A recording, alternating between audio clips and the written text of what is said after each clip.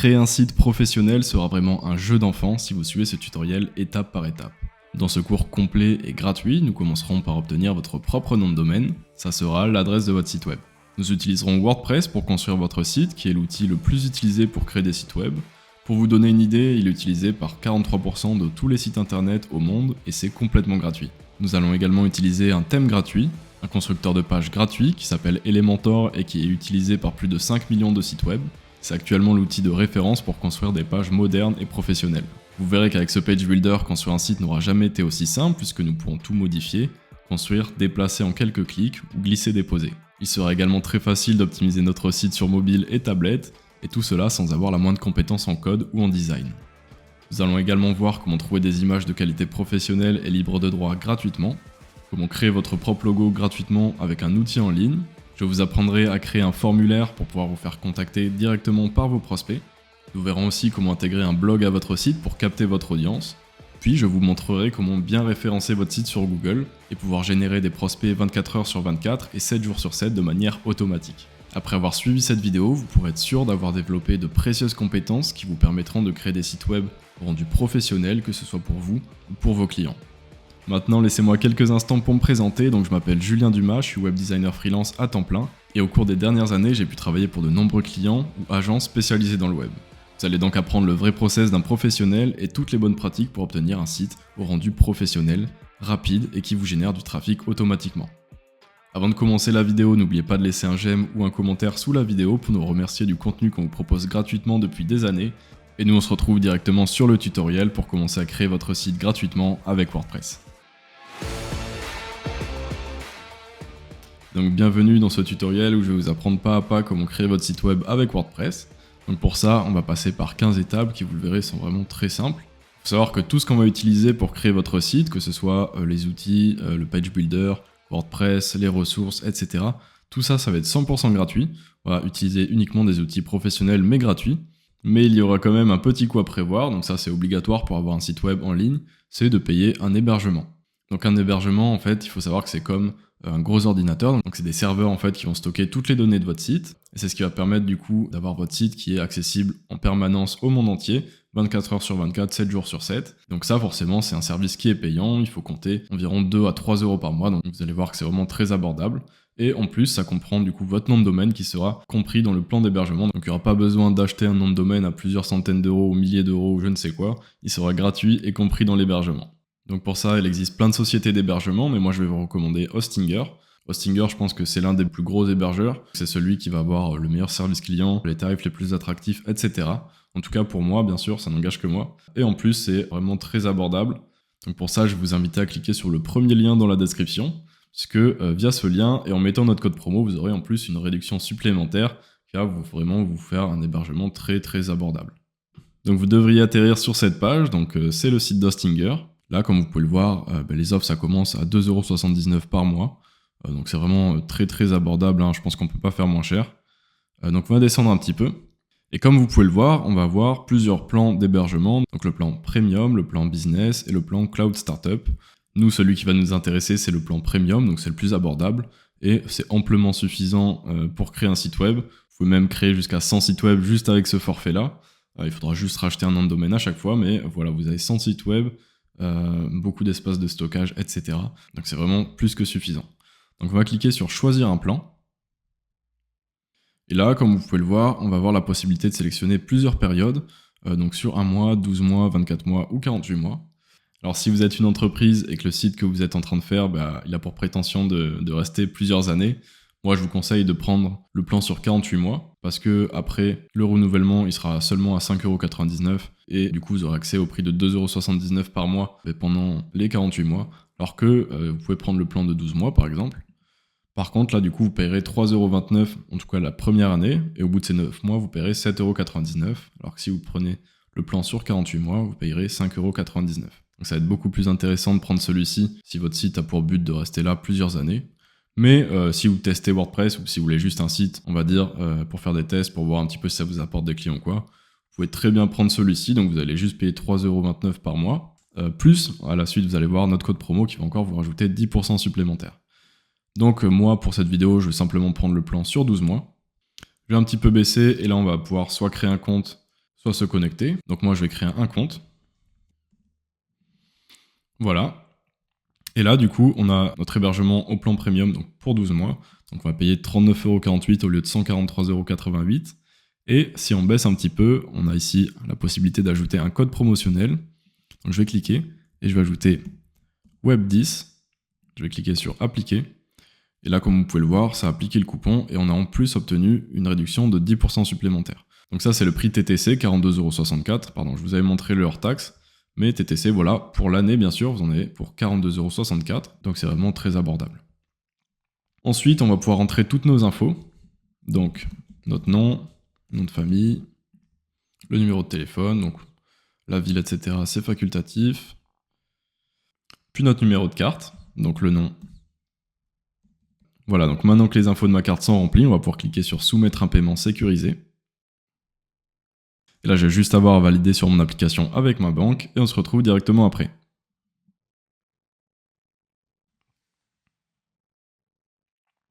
Une fois que le paiement a été accepté, on va être redirigé sur cette page, donc ça va nous demander à qui s'adresse le site. Donc moi, je le crée pour moi-même. Je clique ensuite sur suivant. Vous souhaitez créer ou migrer un site web, nous on souhaite créer un site web. Suivant. Quel outil on souhaite utiliser, donc nous ça va être WordPress. On va créer un site avec WordPress, donc je rappelle que c'est gratuit et open source. Je sélectionne WordPress. Et ensuite ici on va pouvoir renseigner nos identifiants, donc notre adresse email de l'administrateur ainsi que le mot de passe. Donc moi je vais rentrer mon mot de passe. Je clique sur suivant. Quel type de site web souhaitez-vous créer? Donc ici on a le choix entre une boutique en ligne, un blog, carte de visite en ligne, portefeuille, autre. Nous ça va être un site vitrine. Est-ce qu'on veut un site déjà fait ou le créer nous-mêmes avec un thème standard? Donc je vais cliquer sur thème standard. Je vais sur suivant. Là ici ça va nous proposer des modèles, mais nous on veut créer notre site de A à Z, donc on va cliquer sur sauter.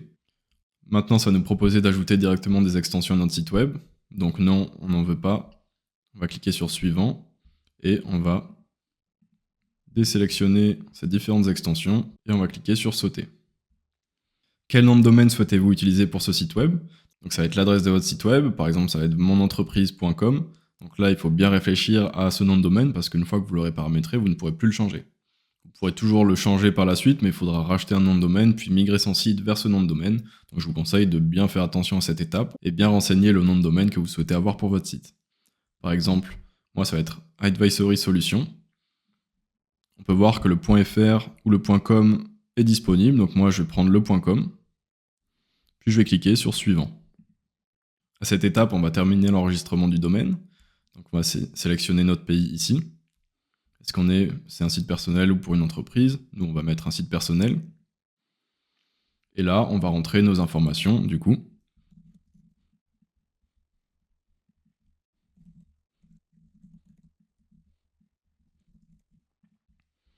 Voilà, et on va cliquer sur terminer l'enregistrement. Et là, ça enregistre notre nom de domaine. À cette étape, ça va nous demander où se trouve le public de notre site web. Donc on va renseigner le pays. Il faut savoir que si par exemple vous êtes au Canada, il va plutôt falloir sélectionner les États-Unis ici, puisque du coup les serveurs seront plus proches de votre pays, et donc forcément ce sera plus rapide que si par exemple vous avez les serveurs qui stockent vos données en Lituanie. Donc moi je m'adresse à un public français, donc je garde la France, et je clique sur suivant. Et là maintenant c'est en train de lancer l'installation de WordPress. Maintenant, on arrive directement sur le tableau de bord d'Hostinger. Donc là, on peut voir qu'on a notre domaine qui est installé, WordPress qui est installé ici, puisqu'on peut accéder au panneau d'administration de WordPress en cliquant sur ce bouton. Parfois, des fois, on peut voir une petite notification en rouge ou en orange, par exemple. C'est parce que des fois, on peut attendre une dizaine, vingtaine, trentaine de minutes le temps que le domaine s'installe. Donc moi, ça s'est fait directement. Mais parfois, il va falloir attendre quelque chose comme 10, 15, 20 minutes. Voilà, ça peut arriver, mais votre domaine sera installé directement par la suite, vous n'aurez rien à faire. Il va aussi falloir ne pas oublier d'aller dans vos emails et vérifier votre adresse email, ici en cliquant du coup sur l'email d'Hostinger et cliquer sur vérifier. Et cliquer ensuite sur vérifier l'email pour confirmer son email. Voilà, donc maintenant notre email elle est bien vérifiée. Et comme on peut le voir, si je clique par exemple ici sur le lien, on va atterrir sur mon site advisorsolutions.com. On peut voir que WordPress est installé. Donc ça c'est le thème par défaut. Après on va tout configurer ensemble de A à Z. On peut voir aussi que ça nous met ici que la connexion n'est pas sécurisée. C'est normal. Si vous vous souvenez, on a un certificat SSL qui est dans notre abonnement. Donc là, par exemple, si je vais dans sécurité, certificat SSL, on peut voir qu'il est actif. Donc c'était le temps qui s'installe. À mon avis, si je rafraîchis la page maintenant, voilà, si je clique ici, la connexion est sécurisée. Donc votre site sera bien sécurisé. Maintenant que notre site a bien été installé, que WordPress a été installé, on va pouvoir commencer à configurer WordPress. Pour ça, on va devoir accéder au back-office de notre site. Donc le back-office, c'est, on va dire, la partie cachée de notre site qui va nous permettre de le configurer, de le paramétrer. Donc ça, c'est quelque chose que les utilisateurs ne peuvent pas voir. On a deux solutions pour y accéder. On peut soit depuis le panneau Hostinger cliquer sur panneau d'administration. Et là, on sera directement redirigé vers le tableau de bord WordPress. Soit une autre solution. Alors pour ça, pour vous montrer, je vais me déconnecter. Voilà, je vais retourner à l'adresse de mon site, donc le nom de domaine qu'on a obtenu. Je vais rajouter /wp-admin. Voilà, et ici on va pouvoir renseigner l'identifiant et le mot de passe qu'on avait paramétré dans Hostinger. Donc mon adresse email et mon mot de passe. Je clique sur se souvenir de moi et je clique sur se connecter. Et là, de la même manière, je suis redirigé sur le tableau de bord WordPress. Donc c'est plus facile de se connecter comme ça, on n'a pas besoin de se connecter à Hostinger et ensuite d'accéder au panneau de configuration, on rajoute juste wp-admin à notre nom de domaine et on se connecte via nos identifiants. Maintenant, très rapidement, on va configurer WordPress, donc il n'y a pas grand chose à faire. On va aller dans les réglages générales. Ici, on va vérifier qu'il y a bien notre nom de domaine, que la langue du site est bien en France et que le fuseau horaire correspond bien du coup à l'endroit où on est. Donc moi, ça me semble OK. Ensuite, on va aller dans les permaliens.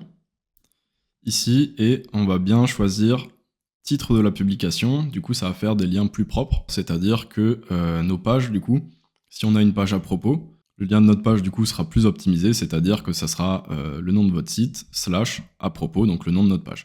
On verra également après qu'on pourra les modifier, mais de base, je conseille vraiment de cocher titre de la publication pour la structure des permaliens.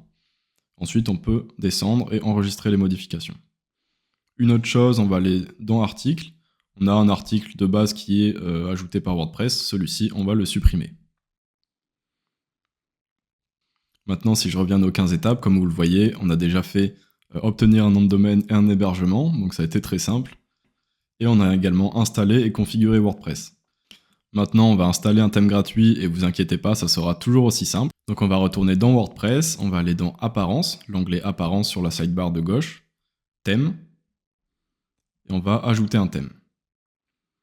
Ici, nous, on va utiliser le thème Blocksy, qui, vous le verrez, est un thème très complet et qui est 100% gratuit. Voilà, je tape Blocksy, B-L-O-C-K-S-Y, et je clique sur Installer. Une fois que le thème est installé, je vais l'activer, ici. Et maintenant qu'il a été activé, je peux supprimer les anciens thèmes, du coup, qui sont de base sur WordPress et qui ne me servent plus à rien. Voilà. Donc notre thème gratuit est installé. Maintenant, on va également installer un constructeur de page qui s'appelle Elementor. Je vais cliquer dans Extension, Ajouter une extension. Et je vais ici, dans la barre de recherche, taper Elementor. Elementor, du coup, qui est le constructeur de page le plus populaire. Moi, c'est l'outil que j'utilise au quotidien en tant que freelance, en tant que web designer, donc c'est mon métier. C'est vraiment l'outil le plus populaire au monde. Comme on peut le voir, il a déjà été installé plus de 5 millions de fois. Donc je vais cliquer sur Installer maintenant. Puis je vais l'activer. Ici, on a quelques paramètres, mais je vais passer. Passer, passer, et encore passer, c'est pas très important. Voilà. Et là, on va être redirigé sur le constructeur de page d'Elementor. Je peux directement le quitter. Voilà. Quitter. Donc ça nous a créé une page. Ici, on va la supprimer. Je vais également retourner dans Apparence, Blocksy. Je vais descendre du coup sur cette page et installer Blocksy Compagnon. Je clique sur Installer. Ça va me l'installer et me l'activer. Donc là, on peut voir que ça me l'a activé. Et on va également maintenant aller dans les paramètres d'Elementor, dans Réglages, Fonctionnalités. Et ici, on va bien faire en sorte d'avoir la barre supérieure de l'éditeur qui est en inactif par défaut, pour être sûr d'avoir le même interface que moi. Les conteneurs Flexbox d'actifs, par défaut ils sont actifs, mais vous pouvez voir ici avec le petit point vert s'ils sont actifs ou non. Mais c'est important de les avoir en actif. Bon, moi je vais le laisser par défaut, puisque dans les dernières versions ils sont activés par défaut. Et je vais descendre et enregistrer les modifications. Donc on a pu installer un thème gratuit, puis installer Elementor gratuitement également. Je vous ai pas menti, c'était toujours aussi simple. Maintenant on va pouvoir voir un petit peu comment on construit des pages. Pour ça je vais vous retrouver sur WordPress. Et donc depuis notre tableau de bord WordPress, on va aller dans l'onglet pages, toutes les pages, et on va pouvoir ajouter une page. Cette page, je vais la nommer test, puisque ça va être une page d'exemple pour vous montrer un petit peu comment tout fonctionne et comment vous familiariser avec l'outil. Je vais la publier, comme cela. Et maintenant, je vais la modifier avec Elementor. Elementor, si vous vous souvenez bien, c'est le constructeur de page du coup qu'on a installé, qui va nous permettre de construire un site simplement avec des clics et déposés, avec des widgets et des possibilités quasiment infinies, sans avoir à écrire la moindre ligne de code. Je clique donc sur modifier avec Elementor. Et du coup, on arrive sur cette page qui est le constructeur de page d'Elementor. Comme vous pouvez le voir, on a déjà un en-tête, un titre et un pied de page. Ça, ce sont des éléments qui sont ajoutés directement par le thème, qui sont pour l'instant un peu moches, parce qu'on ne les a pas encore configurés. Mais vous verrez qu'à la fin, on aura quelque chose de vraiment super clean et super professionnel. Donc pour ne pas nous faire impacter pour le moment par ces éléments du coup qui ne sont pas encore terminés, je vais directement aller dans les réglages, descendre ici dans modèle de page, je vais aller sur Elementor Canva. Voilà, ça va nous masquer tout ça et on va pouvoir tout commencer de zéro. Et avant toute chose, je vais vous présenter un petit peu l'interface d'Elementor. Ici, comme vous pouvez le voir, on a une zone avec des widgets. Donc on a des titres, des images, un éditeur de texte, on peut ajouter des vidéos, des séparateurs, une carte. Ensuite ici, on peut voir qu'on a des widgets qui sont réservés à la version pro d'Elementor. Mais si je descends un petit peu, voilà, j'ai encore d'autres widgets, du coup, qui sont dans la version gratuite et qu'on peut également utiliser. Vous verrez que la version gratuite d'Elementor est largement suffisante pour créer des sites professionnels. Il n'y a pas besoin de la version pro, à part si vous avez besoin de fonctionnalités bien précises. Ensuite ici, on va voir les réglages. Donc ici, on peut régler la page. On y reviendra. Ici, sur ce menu burger, du coup, on va voir d'autres réglages, donc les réglages du site. Si on veut quitter la page, voir la page, du coup avoir une preview de la page, ça se passe ici. Et si je clique sur ce Rubik's Cube, ici, on retourne sur les widgets. Donc ça, c'est pour la sidebar d'Elementor. Ici également, on a le navigateur, donc on y reviendra par la suite, mais ça va nous synthétiser un peu toute notre structure avec tous nos containers et nos widgets. Ici, on a l'historique, donc si on veut annuler quelques éléments, on peut cliquer dessus et retourner à des versions précédentes. Et ici, on a le mode responsive, ce qui va nous permettre de tout configurer sur tablette et mobile. Voilà.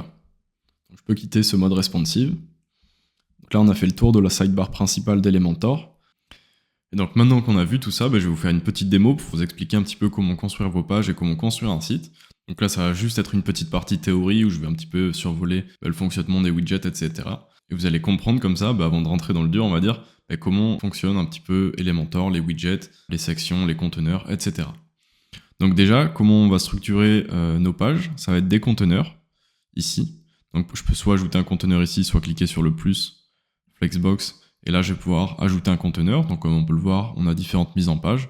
Donc là on peut aligner nos widgets du haut vers le bas, de la gauche vers la droite, on peut avoir 2 colonnes, 4 colonnes, différentes mises en page comme ça. Donc moi pour commencer je vais prendre cette mise en page, donc simplement un conteneur et nos widgets du coup seront alignés du haut vers le bas. Et là-dedans par exemple je vais pouvoir ajouter un titre, je vais également pouvoir ajouter du texte et également par exemple un bouton en dessous. Donc comme on peut le voir ici, donc si je clique ici ça va être pour modifier notre conteneur. On peut voir du coup qu'on a une colonne de direction verticale, donc du haut vers le bas, mais je peux très bien passer en horizontal, donc avoir les widgets de la gauche vers la droite, ou alors en inversé, donc où ça va inverser l'ordre. Voilà, on a toutes ces directions possibles. Nous on va rester comme ça dans notre exemple. Ici on va pouvoir gérer par exemple la hauteur du conteneur. Si on a envie que le contenu soit par exemple au milieu, en haut ou vers le bas, on va pouvoir gérer ça ici. On va pouvoir gérer l'écart entre nos widgets, donc entre nos colonnes et nos lignes ici. Et donc ça c'est pour l'onglet mise en page. Et si je vais dans l'onglet style, ici on va pouvoir paramétrer donc un arrière-plan. Par exemple si j'ai envie d'ajouter une image, je peux cliquer ici, image, et là je vais pouvoir importer une image, voilà. Je clique sur sélectionner, et là on peut voir qu'on a une image d'arrière-plan. Je vais pouvoir un petit peu changer sa position, par exemple si je la veux bien centrée, si je la veux en auto, en couvrir ou en contenir. En général, moi je conseille de l'avoir en couvrir. Voilà. Si je descends un petit peu, par exemple si j'ai envie que l'arrière-plan soit un peu plus foncé, je peux venir ajouter une couleur de superposition de l'arrière-plan. Et là, je vais pouvoir jouer un petit peu avec l'opacité. Par exemple, si j'ai envie que l'image soit un peu plus foncée, ce qui va me permettre de faire un peu plus ressortir le titre si j'en ai envie. Donc si je clique sur le titre et que je passe en blanc, on peut voir qu'il y a assez de contraste entre l'arrière-plan et le premier plan du coup, pour que tout soit bien lisible. Donc voilà, je vais faire pareil. Par exemple avec le bouton, là je peux lui donner une couleur... Voilà, si j'ai envie d'avoir un arrière-plan violet par exemple. Ensuite, donc dans chacun de nos widgets, par exemple sur le titre, ici je vais pouvoir modifier le contenu, par exemple mon titre. Je vais pouvoir venir ici le centrer ou le justifier à droite, à gauche, etc. Je peux venir changer sa couleur ici. Dans typographie, je vais pouvoir jouer avec la taille de ma typographie, si je la veux plus ou moins grosse. Pareil pour le texte, je vais pouvoir le centrer, changer la taille de la typographie. Et c'est le même principe pour le bouton. Je peux venir le centrer, ajouter des marges internes si j'en ai envie, des bords arrondis, par exemple si je veux un bouton plutôt rond. Voilà, je peux tout paramétrer ici dans l'onglet style. Et l'onglet contenu, du coup c'est toujours réservé pour le contenu. Par exemple si j'ai envie de changer le texte, mon bouton, ajouter un lien au bouton, ça se passe ici. Voilà. Donc ça c'est le fonctionnement de base. Ici par exemple si j'aurais voulu plutôt centrer ça pour avoir un truc un peu plus sympa.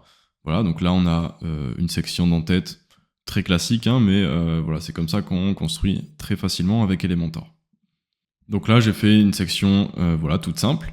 Maintenant je vais vous montrer d'autres possibilités. Par exemple, là maintenant j'aimerais plutôt une structure sur 2 colonnes.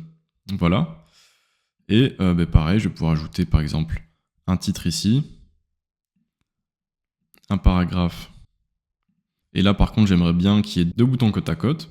Donc là le problème c'est que si j'ajoute 2 boutons, voilà, l'un après l'autre, comme vous vous souvenez, si je vais sur mon conteneur ici, on peut voir que la direction elle est du haut vers le bas. Et donc mes boutons ils seront l'un sous l'autre. Donc pour ça je peux carrément venir rajouter un nouveau conteneur à l'intérieur de mon conteneur. Et ici lui donner une direction de la gauche vers la droite. Et maintenant si je place mes boutons à l'intérieur de ce conteneur, voilà, ils seront l'un après l'autre. Si je me mets en prévisualisation, on peut voir ici que c'est pas bien aligné. Pourquoi En fait c'est assez simple, c'est parce que chacun des conteneurs vont avoir une marge interne à l'intérieur du conteneur de 10 pixels de base. Donc par exemple, ça c'est le conteneur principal. À l'intérieur de ce conteneur, ici, c'est pas marqué mais il y a une marge interne de 10 pixels, donc si je la mets à 0, voilà, on voit que ça s'est enlevé. Ensuite dans ce conteneur, il y a 2 conteneurs, donc 2 colonnes. Donc ces conteneurs également, ils ont 10 pixels de marge interne, donc je vais l'enlever également. Donc celui-là et celui-là. Et du coup, on a rajouté un 3e conteneur à l'intérieur de notre conteneur. Et on peut voir ici du coup qu'il y a un petit décalage de 10 pixels, puisque ce conteneur a également une marge interne de 10 pixels. Donc je vais l'enlever. Et là, on peut voir, si je fais une prévisualisation, que tout est bien aligné. Voilà. Donc dans ma seconde colonne, par exemple, je vais venir ajouter une image. Et bon, juste pour l'exemple, je vais reprendre l'image ici. Voilà. Et dans ce premier conteneur, j'aimerais plutôt que ce soit centré par rapport à l'image. Donc je vais aller ici bien cliquer sur ma première colonne, dans mise en page, et je vais le centrer ici. Voilà. Aussi j'aimerais qu'il y ait un espace entre ma première section et ma seconde section. Donc pour ça je vais pouvoir ajouter une marge en haut et une marge en bas. Et là on peut voir du coup qu'il y a un espace en haut et en bas. Maintenant, qu'est-ce que je peux vous montrer d'autre? Par exemple, si je vais cliquer sur mon image, je peux venir lui donner des bords arrondis. Je peux également venir lui donner une ombre. Si par exemple j'ai envie d'avoir une ombre sous mon image, je peux la donner ici. Je peux venir changer sa largeur, ici. Et je peux venir également, par exemple dans mes conteneurs, comme on peut le voir ici, les 2 conteneurs sont collés. Mais en général, nous on aimerait bien qu'il y ait un petit espace entre les deux pour que ça respire un peu plus. Donc pour ça, je peux aller dans mon premier conteneur et ajouter une marge interne à gauche de 50 pixels. Et faire pareil à droite de ma première colonne. Voilà, comme ça, on a les deux conteneurs qui sont un peu plus espacés. Maintenant, j'aimerais une troisième section, mais cette fois-ci, j'aimerais plutôt avoir l'image à gauche et le texte à droite. Donc pour ça, ça va être très simple, je vais pouvoir simplement dupliquer ma section et venir inverser les deux colonnes. Simplement maintenant, si vous vous rappelez bien, on a mis une marge à gauche ici, on va la passer à droite. Et là, on avait mis une marge à droite et on va la passer à gauche. Voilà. Donc là, comme vous pouvez le voir, c'est très simple. Mais en quelques clics, quelques minutes, on a déjà pu construire une page web, entre guillemets. Bon, bien sûr, ça manque de design, ça manque d'optimisation, ça c'est tout ce qu'on va voir après. Mais là, je vous faisais une petite introduction, on va dire, pour vous présenter l'outil et la puissance d'Elementor. À savoir que là, j'ai juste utilisé 4 widgets de base, à savoir le titre, le texte, le bouton et l'image. Mais comme on se rappelle, on a encore plein de possibilités. On a plein de widgets, plein d'autres choses qu'on va voir tout au long de cette vidéo. Et vous verrez qu'à la fin, vous aurez un site professionnel très simplement comme cela. Donc également, je vous conseille très fréquemment de mettre à jour ici les modifications pour enregistrer du coup votre page. Parce que des fois, ça peut arriver, je sais pas, que votre navigateur plante. Et du coup, si vous n'avez pas enregistré, vous aurez tout perdu. Donc n'hésitez pas à souvent enregistrer. Là, c'est tout pour cette introduction sur Elementor. On va pouvoir ici quitter et retourner sur le tableau de bord WordPress. Donc là, je vais cliquer sur Appliquer, quitter. Et là, du coup, on est retourné sur le tableau de bord WordPress. Je vais également appliquer un tout petit réglage. Ici, on va aller dans Apparence, Personnaliser. Ici, on va descendre un petit peu dans Page. Et titre de la page, on va le désactiver et on va cliquer sur Publier. Pourquoi je vais le désactiver? Parce que sinon, dès que vous allez créer une nouvelle page, on va avoir le titre de notre page tout en haut en écriture un peu moche. Alors que nous, on préfère le mettre justement avec un peu plus de design dans Elementor par exemple. Donc ça, on le verra par la suite. Mais voilà, décochez bien cette option. Maintenant, je vais quitter et on va se retrouver directement pour la suite. Donc on a pu apprendre à construire une page dans WordPress. Ça, je le coche.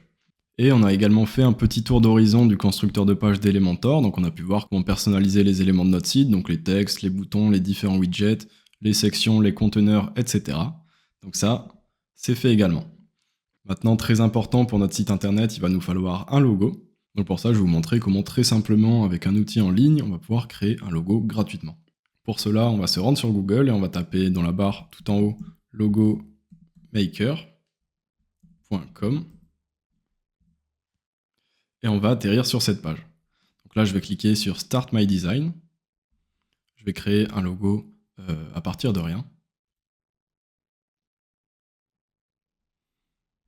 Et là, je vais sélectionner Blank Canva pour le faire à partir de 0.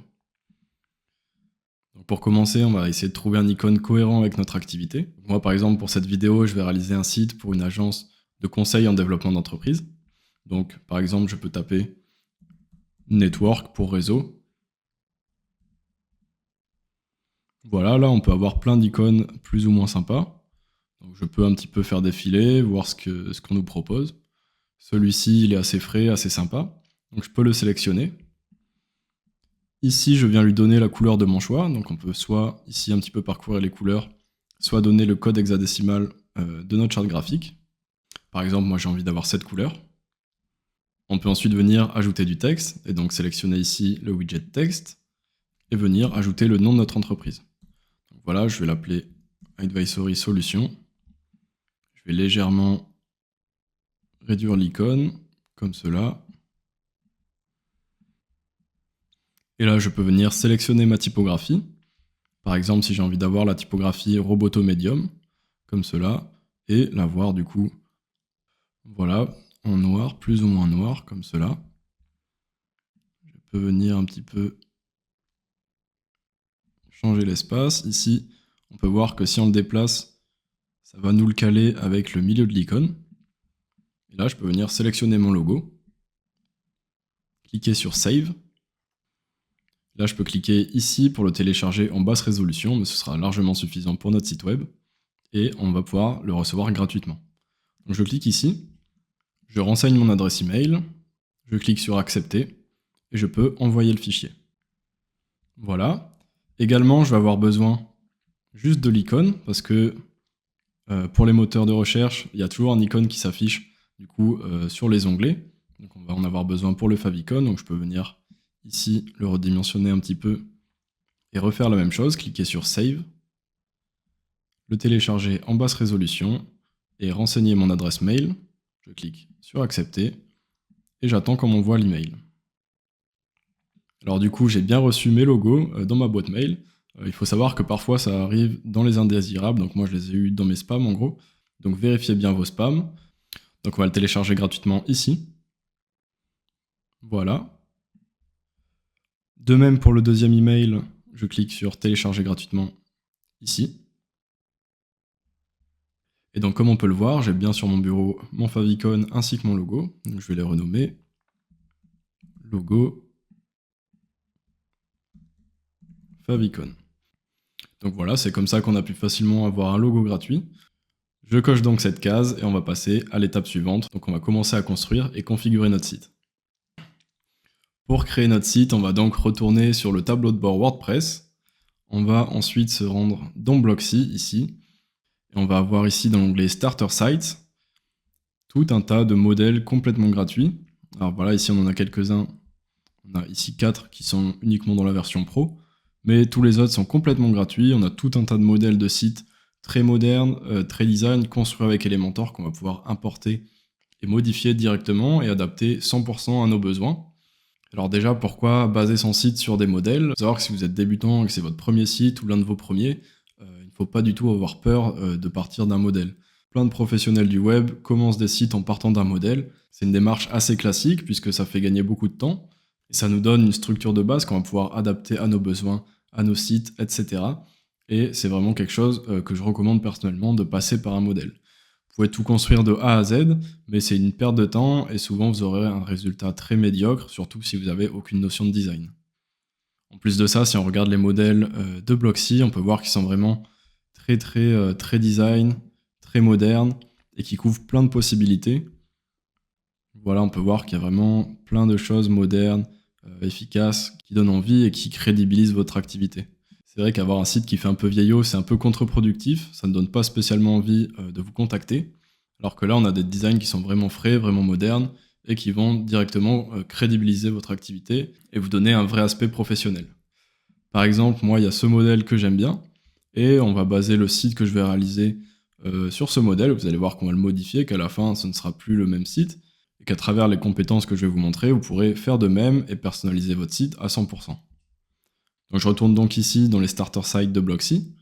Je vais descendre un petit peu ici. Et moi, c'est celui-ci que j'ai envie, donc je vais cliquer sur Import. Je coche cette option pour installer un thème enfant. Je clique sur Next. On peut sélectionner notre page builder, donc si on veut Gutenberg ou Elementor. Moi, je vais prendre Elementor parce que c'est beaucoup plus complet. Je vais cliquer sur Next. Il va falloir également cocher WP Form, comme ça on va pouvoir avoir un formulaire de contact. Je clique sur Suivant. Là, il me demande si je veux importer les options, les widgets, le contenu et une installation propre. Donc je coche tout ça et je clique sur Installer. Voilà, donc ça a pris une petite minute. Là, le site a été installé. Maintenant, je peux cliquer sur Voir mon site, donc View Site. Et là, comme vous pouvez le voir, notre site a été importé. Donc on a notre site avec nos différentes pages directement. Et on va pouvoir personnaliser tout ça. Alors moi, j'ai eu un petit souci quand j'ai cliqué sur Voir mon site. J'avais encore l'ancienne page d'accueil, c'est parce que le cache n'avait pas été mis à jour. Donc ici, si vous avez Lightspeed Cache d'installer, parfois Hostinger le met directement, vous n'hésitez pas à cliquer sur Tout purger, ça va purger le cache et vous aurez juste à rafraîchir la page. Donc là, on a un site qui est bien propre, vous allez voir qu'on va vraiment l'améliorer et le rendre parfaitement en accord avec notre activité et notre identité. Et à la fin, on aura un site vraiment super moderne. Donc pour commencer, je vais retourner ici sur le tableau de bord WordPress. Je vais aller dans Apparence personnalisée. Et là, on va pouvoir commencer à personnaliser notre site. Déjà, on va commencer par les couleurs, les typographies, etc. Donc pour ça, si je clique ici dans Couleurs, on peut voir qu'on a une palette de couleurs globale. Donc moi, par exemple, j'aimerais avoir comme mon logo plutôt du violet. Donc ici, je vais cliquer sur cette couleur et je vais donc ajouter du violet.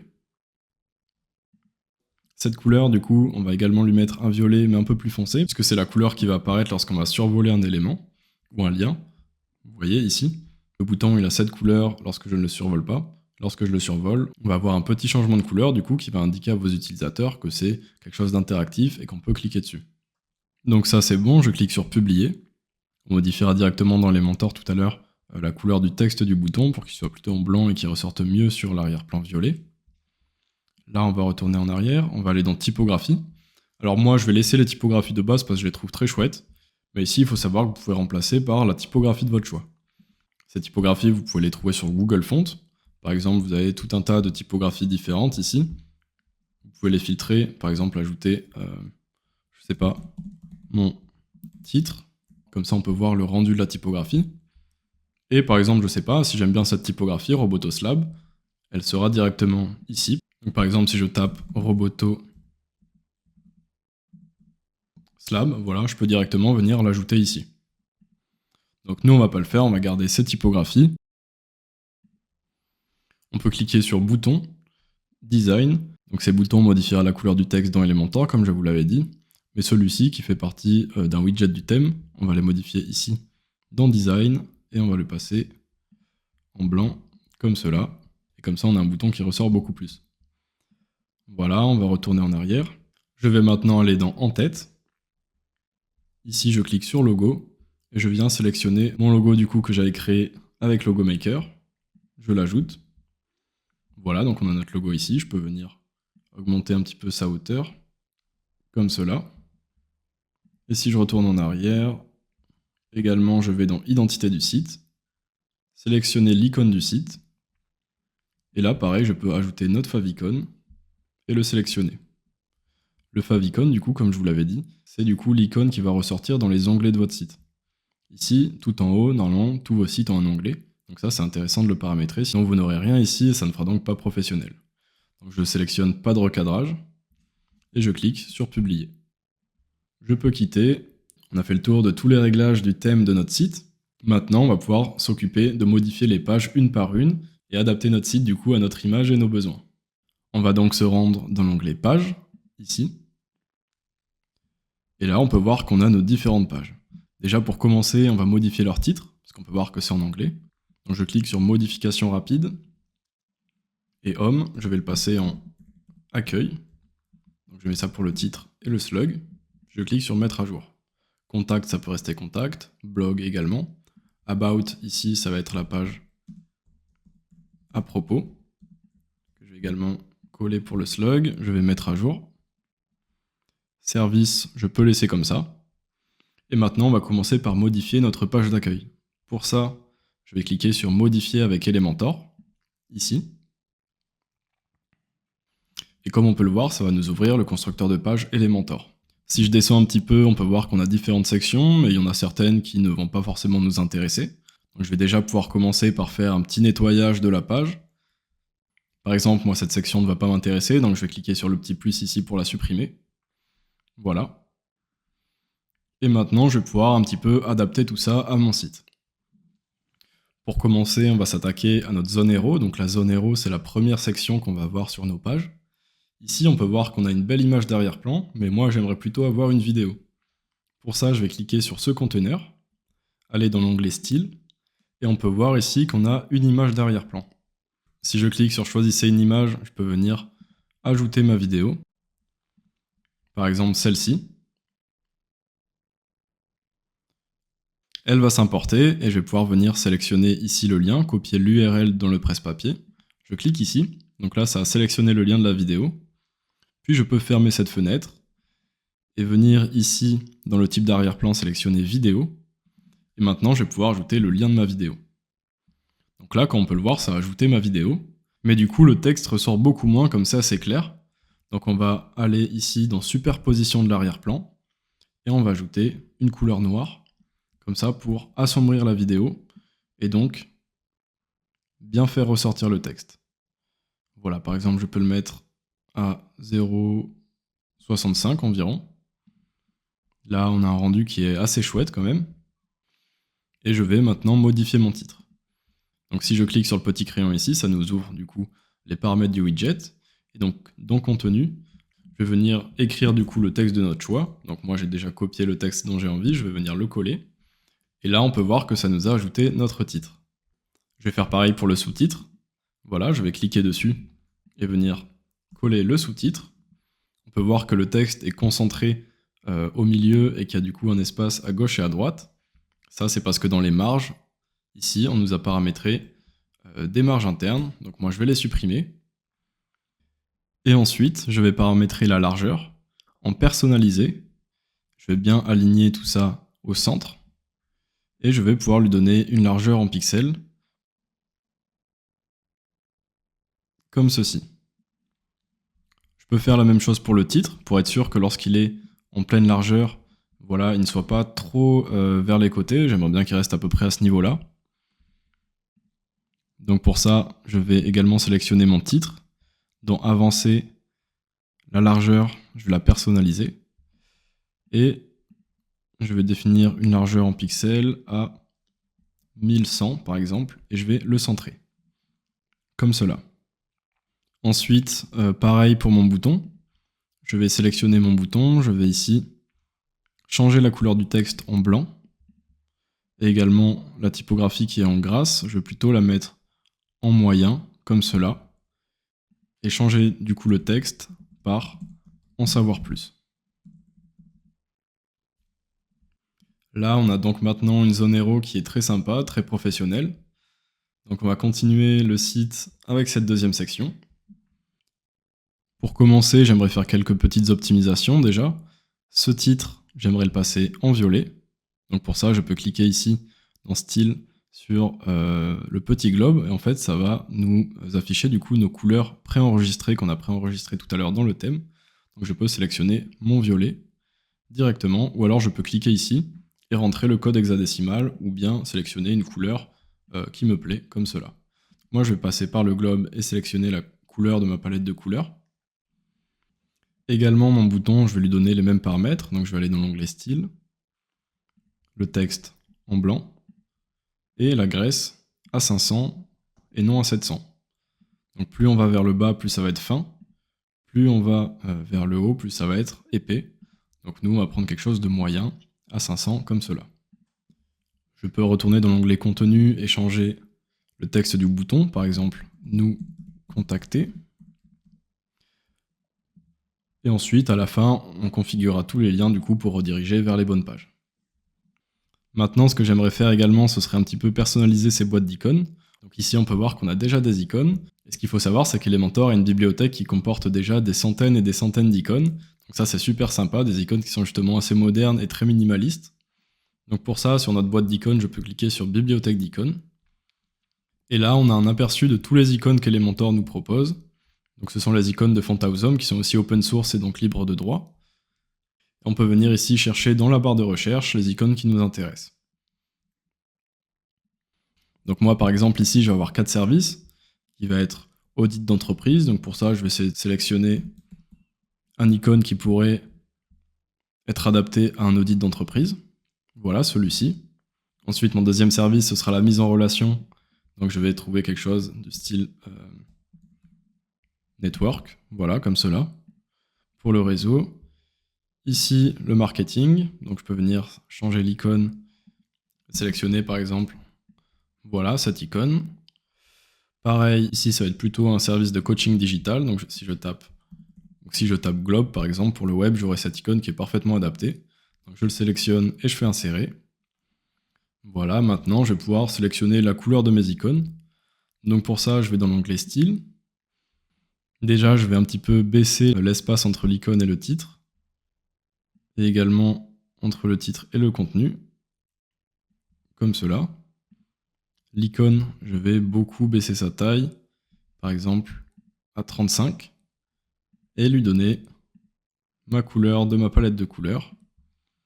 Voilà. Et maintenant, je peux tout simplement venir copier le style de ce widget et le coller sur mes 3 autres widgets. Voilà. Également, le petit triangle qu'on voit en arrière-plan, je trouve qu'il se répète un peu trop. Donc je vais le supprimer pour cette section. Donc pour ça, je clique sur la section d'arrière-plan ici, dans l'onglet Style. Ici, on peut voir que c'est une image, donc je peux cliquer sur la corbeille pour le supprimer. Voilà. Maintenant, je vais juste avoir à adapter mon contenu. Par exemple, ici, nos prestations sur mesure. Pour le sous-titre, je vais mettre nos services. Et je vais pouvoir également coller mon paragraphe. Voilà, donc moi j'ai déjà tout copié-collé pour ne pas avoir à tout retaper. Mais vous avez compris, vous pouvez copier-coller directement ou taper directement vos titres et vos paragraphes dans les widgets. Pareil pour mes services, je peux venir ici dans ma boîte d'icônes dans l'onglet contenu. Je tape par exemple audit d'entreprise. Ici, ça va être mise en relation.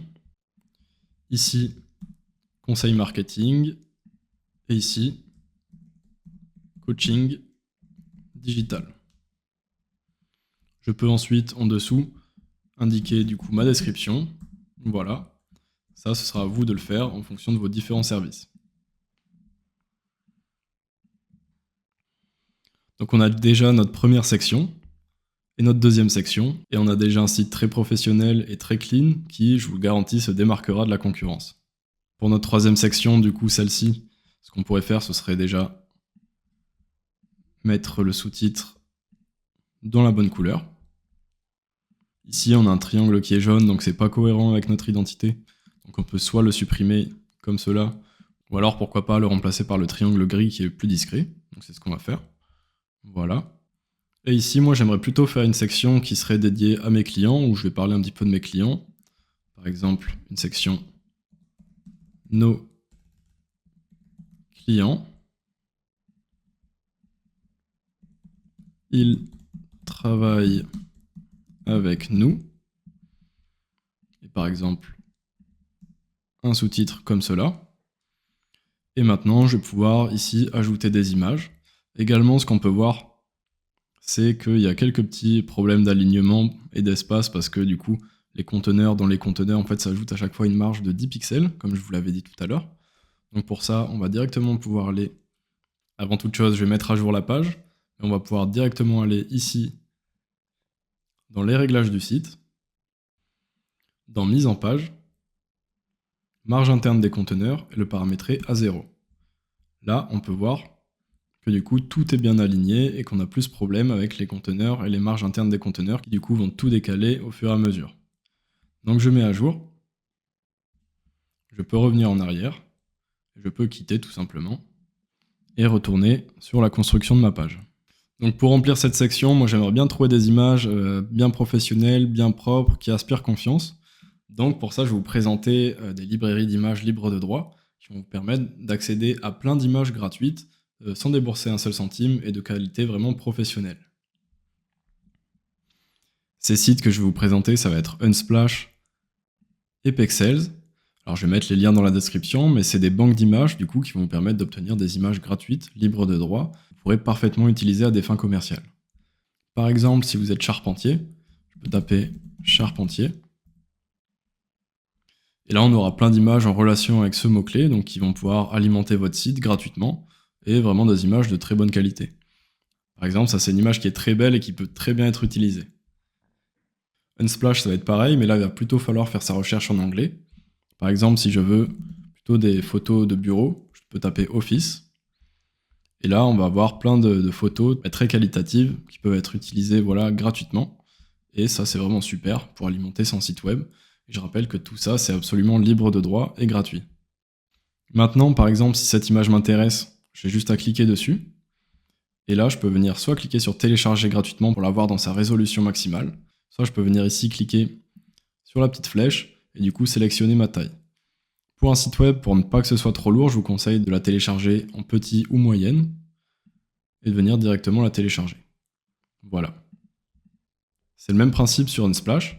Ici, si j'ai envie de télécharger cette image, je peux cliquer soit ici pour l'avoir dans sa plus haute résolution, soit cliquer ici pour l'avoir dans des dimensions plus ou moins grandes. Voilà. Si je veux le sélectionner en moyen, par exemple, j'ai juste à cliquer sur moyen et télécharger la taille sélectionnée. Voilà, mon image a bien été téléchargée, donc maintenant ça va être à vous de faire vos recherches et de trouver les images qui correspondent du coup à votre activité et qui vont mettre en valeur votre site internet. Moi de mon côté, j'ai pu trouver les images qui me conviennent pour mon site web, donc je vais pouvoir directement les ajouter à mon site. Pour ça, on va aller dans nos différents conteneurs et on peut voir que du coup, nos images se trouvent en arrière-plan de ces conteneurs. Donc si je veux remplacer cette image, je peux cliquer ici dans l'arrière-plan, choisir une image, sélectionner des fichiers, ressources, et ajouter mes images tout simplement. Et donc lorsque nos images ont été importées, on va pouvoir en sélectionner une pour chacun de nos conteneurs. Par exemple celle-ci pour le premier. Ensuite, je vais mettre celle-ci par exemple. Puis ensuite, celle-ci, puis celle-ci, voilà. Et également cette image, ainsi que... Voilà, grosso modo, j'ai pu mettre un peu ce que je voulais. Et là, du coup, on va pouvoir décrire un petit peu ce qu'on a fait pour nos clients. Par exemple, marketing ici. Je pourrais mettre marketing ici, ok, c'est déjà le cas. Ici, ça pourrait être coaching. Ici, coaching également. Là, ça serait par exemple consulting. Et ici, mise en relation. Pour faire référence à nos services. Et là, on peut ajouter le nom de nos clients, par exemple Google, soyons fous, Amazon, Shopify, Facebook, Hostinger, et Slack par exemple. Bon, bien sûr, c'est un site fictif, hein, ce ne sont pas des vrais clients avec qui j'ai travaillé, mais c'est pour remplir et vous faire un cas d'étude, que vous compreniez un petit peu comment construire votre site. Je vais mettre à jour les modifications au cas où. Et maintenant, on va s'attaquer à la section pricing. Donc ici, ça va être la même chose. Par exemple, pour le titre, on va pouvoir, le sous-titre, pardon, on va pouvoir directement copier et coller le style pour le passer en violet. On va pouvoir adapter nos titres et nos sous-titres. Par exemple, découvrez nos offres sur mesure et coller du coup notre paragraphe. Ensuite, de même ici, on va passer le titre en violet. On va coller le style sur nos 3 cartes. Le bouton, on va bien passer le texte en jaune et la typographie, non pas en grasse, mais en 500. Et là, on va pouvoir copier et coller le style. On peut par exemple modifier le titre de nos services, par exemple formule starter, formule premium et formule VIP par exemple, et adapter nos prix. Commencer par exemple à 599, 999 et 1299 comme cela. Et ensuite, on pourrait également modifier ce qui est inclus dans les différentes formules. Par exemple, si je clique ici et que je déroule ces éléments, on pourrait changer, par exemple, audit d'entreprise. Voilà. Et faire de même ici, si je veux changer quelque chose. Voilà, je peux également venir modifier l'icône si j'en ai envie, si je veux qu'il soit un peu plus clair, plus foncé ou autre. Nous, on va pas le faire, mais c'est une possibilité. Et bien entendu, changer le bouton qui est en anglais. Donc plutôt le passer en commencer et du coup le mettre sur chacun des boutons. En dessous de cette section, on va retrouver la section avec notre équipe. Donc par exemple, ici, je vais pouvoir mettre nos consultants. Puis en titre, découvrez notre équipe. Puis en paragraphe, je viens coller le paragraphe de mon choix que j'ai rédigé au préalable. Et ensuite, ici, je vais pouvoir venir ajouter les différentes photos de mon équipe. Par exemple, ici, je sélectionne l'image, choisir une image, et je peux sélectionner ma première personne. Voilà. On va dire qu'il s'appelle Marc Dupont et qu'il est consultant en marketing, par exemple. Et ici, si j'ai envie de présenter ses réseaux sociaux, je peux cliquer ici. Et là, dans le lien, venir coller le lien de son Instagram ou de son Facebook, etc. Par exemple, si je veux ajouter le lien de son Instagram, je peux ajouter son Instagram. Et si j'ai envie de retirer, par exemple, Twitter et Facebook, j'ai simplement à cliquer sur la croix ici pour les supprimer, pour garder, par exemple, que son Instagram. Donc ça peut être intéressant si vous voulez mettre en avant, par exemple, vos profils LinkedIn, Instagram ou autres. Mais moi, ça va pas m'intéresser spécialement, donc je vais supprimer ce widget-là. Voilà. Et je vais venir ajouter les autres membres de mon équipe. Par exemple, celui-ci qui est Clément Hudson. On va dire que c'est le CEO. Puis en dernier, je viens ajouter du coup ma troisième personne de l'équipe. Voilà, je vais laisser Sarah Fox, qui serait par exemple consultante digitale. Voilà. Alors il faut savoir que pour que vos images aient toutes la même hauteur, il faudra qu'elles soient carrées avant de les avoir importées dans WordPress. Pour ça, si vous êtes à l'aise, vous pouvez le faire avec votre logiciel d'édition de photos, celui de votre choix.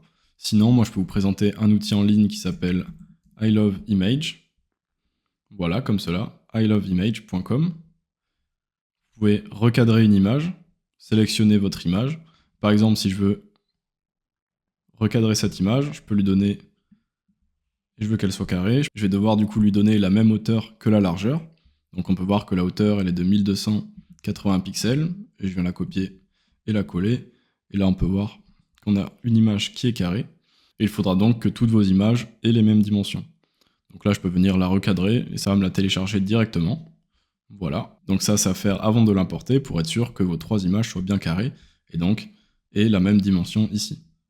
Ensuite, on va passer à la section suivante, donc la section témoignages. Je vais la passer en violet également. Ici, je peux mettre ce que disent nos clients. Je peux supprimer le paragraphe, j'en ai pas vraiment besoin. Et je vais venir un petit peu changer le design de cette section, parce que je le trouve pas forcément incroyable. Donc pour ça, je vais m'inspirer plutôt de cette section, donc là les cartes qui sont blanches avec une ombre portée. Donc je viens copier un conteneur ici, que je peux directement venir coller à l'intérieur. Puis je peux supprimer cette carte et cette carte. Et là, je peux dupliquer ce conteneur pour avoir déjà deux cartes comme cela. Maintenant, je vais supprimer tout le contenu de mon conteneur. Ici et ici. Et je vais pouvoir personnaliser du coup ce que je vais mettre à l'intérieur. Moi, j'aimerais bien mettre un icône tout en haut. Un icône que je peux mettre avec un arrière-plan, donc en rempli. Comme cela, plutôt en carré. Et ici, en icône, ça va être plutôt un icône de citation. Donc je viens taper quote. Voilà. Si je vais dans l'onglet style, je vais encore le personnaliser un petit peu. Par exemple, la couleur d'arrière-plan, je vais la mettre avec un violet en opacité comme cela. Si je baisse ici ce curseur, ça va du coup augmenter la transparence de la couleur. Je vais la mettre par ici. En couleur secondaire, ça va être la couleur de l'icône. Je vais la placer en violet comme ceci.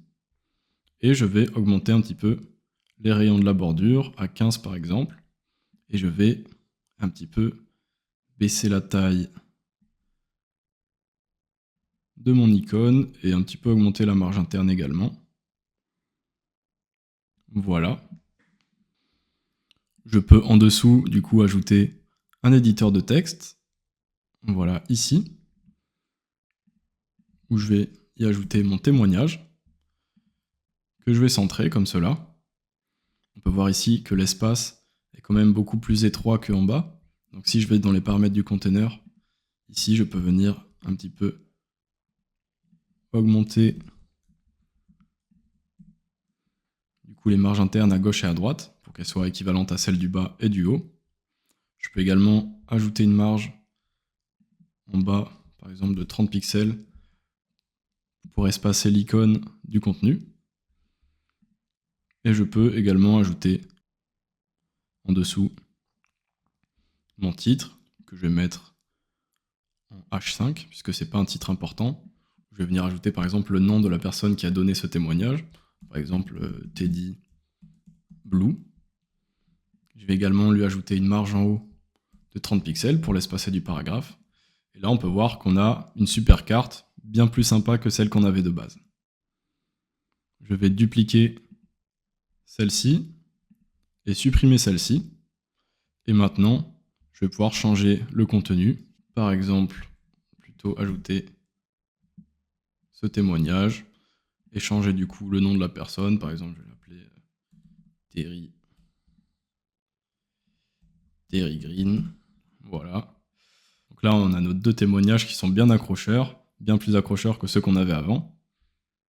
Et maintenant, on va passer à la section Call to Action. Donc ça, c'est une petite section Call to Action qui va en fait rediriger vers la page contact. Donc pour ça, je vais directement passer le titre en blanc déjà, et le texte en blanc également. Le bouton, je vais changer le texte par « Nous contacter ».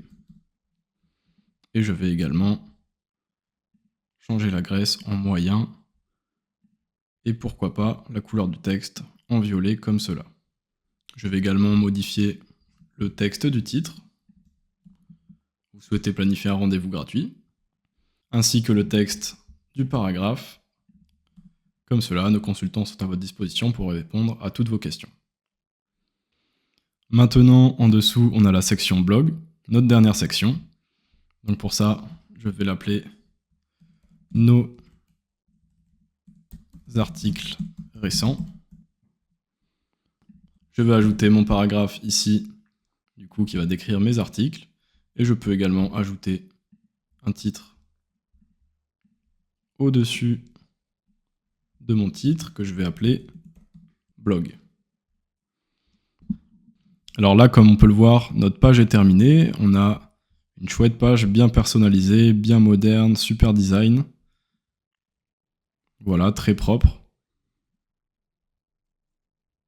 Avec une vidéo. Bon, la vidéo, c'est normal que parfois elle ne se charge pas sur Elementor. Je vais directement mettre à jour les modifications. Et là, si je clique sur le petit menu burger et que je fais voir la page, ouvrir dans un nouvel onglet, on peut voir qu'on a notre vidéo qui se joue bien comme il le faut. Notre page qui est vraiment très chouette, très design. Notre section pricing, notre équipe, nos témoignages, notre call to action et notre section de blog. On va maintenant s'attaquer à notre page service. Donc comme on peut le voir, il va également falloir l'adapter à notre identité visuelle. Donc pour ça, même système, je vais cliquer sur modifier avec Elementor. Et pour commencer, je vais venir changer notre image d'arrière-plan. Donc je vais aller dans le conteneur, dans l'onglet style, image, et là je vais venir sélectionner l'image de mon choix. Par exemple celle-ci, je clique sur sélectionner, et si je descends un petit peu, je vais dans superposition de l'arrière-plan, je vais ajouter du noir, et augmenter l'opacité comme ça à 0,7, puis venir modifier notre titre, voilà. Et ensuite, on va pouvoir répéter un petit peu tout ce qu'on a fait. Par exemple, ici, je vais copier le style de ce sous-titre, que je vais coller ici. Également, ici, on peut voir qu'il n'y a pas d'espace entre les cartes. Donc ça, on va l'ajouter directement avec une marge de 30 pixels en haut. Pareil pour cette boîte, 30 pixels en haut. Et je peux également maintenant venir ajouter nos icônes. Par exemple, ici, c'était celui-ci qu'on avait passé du coup en violet et en beaucoup plus petit. Pour changer de notre haute section service avec des icônes, on va également le mettre en rempli en carré comme tout à l'heure. Cette couleur, on va baisser l'opacité comme cela et augmenter celle-ci. Et on va ajouter comme ça un rayon de la bordure. On va venir un petit peu baisser l'espacement ici et celui-ci aussi. Et là, je vais pouvoir copier et ensuite changer mes icônes. Donc là, par exemple, c'était network. Ici, c'était une courbe qui monte, voilà. Et ici, c'était un globe. Voilà, et j'avais donc copié ce style que je peux venir coller ici, ici et ici. Bon, il va juste falloir remettre les marges du coup en haut. 30 pixels et 30 pixels, comme cela. Ça nous a ajouté des marges en bas, on va les supprimer également. Ici aussi, on peut voir qu'on a un petit bug, la couleur est mal chargée, mais pour ça, quand ça arrive, on peut juste mettre à jour et rafraîchir la page.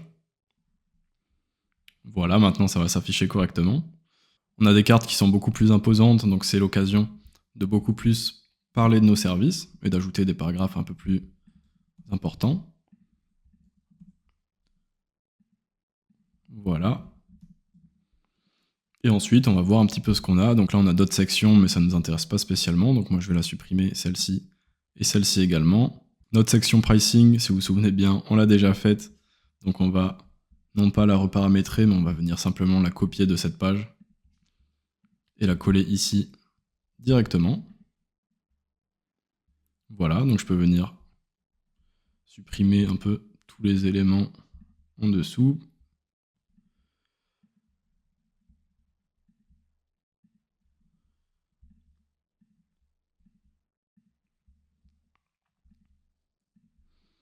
Également, je peux supprimer la section pricing du coup qui était déjà là. Cette section également et cette section également. La newsletter, on s'en fiche. Voilà, donc là si on regarde un petit peu le rendu, on a une marge en bas un peu trop importante, donc je vais la supprimer. Et là du coup on a notre page qui est prête. Juste ici, j'ai le triangle qui se répète à droite sur les deux sections. Donc sur la deuxième section, je vais plutôt le centrer non pas à droite mais à gauche. Voilà, et comme ça on aura une alternance avec le triangle, voire même je peux le supprimer si je préfère. Moi je pense que je préfère sans le triangle. Voilà, comme cela. Et là on a une page qui est très très propre, une page service qui est amplement suffisante.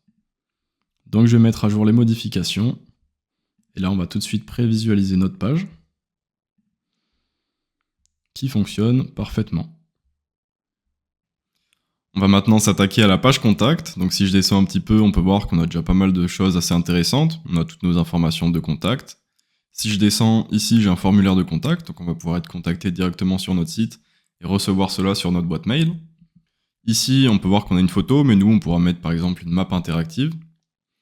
Et ensuite, on a d'autres informations qui nous intéressent plus ou moins, parce que ça, on n'en a pas spécialement besoin, donc on va l'enlever. Donc je vais directement cliquer sur Modifier avec Elementor. Et là, je vais commencer à personnaliser ma page. Donc pour la zone héros, on va cliquer sur ce conteneur et on va changer l'image. Voilà, ici. Et je vais la remplacer par cette image. Comme cela. Ici, je vais pouvoir changer le texte, par exemple mettre « Nous contacter ». Ici, le conteneur, on peut voir qu'il est un petit peu orangé. Donc on va changer sa couleur d'arrière-plan. On va plutôt lui donner un noir, comme cela. Et également baisser un petit peu l'opacité. Voilà. Et maintenant, on va pouvoir changer nos infos. Donc ici, on va plutôt mettre adresse et de rue Jean Jaurès, par exemple. Ici, on va juste laisser email et on va pouvoir renseigner notre email ici. Et pareil, ici, on va mettre téléphone et on va mettre notre numéro de téléphone. Voilà. Donc notre zone héros est prête. On va un petit peu descendre et ici, on va avoir quelques modifications à faire. Donc ça déjà, on va le passer en violet. Je peux mettre ici contact et en dessous formulaire de contact, par exemple. Comme je l'ai dit tout à l'heure, notre image, on va la supprimer parce qu'on va mettre à la place une carte interactive. Donc pour ça, je descends un petit peu dans nos widgets, je prends le widget Google Maps et je viens le placer ici. Et maintenant, je peux un petit peu jouer avec la hauteur.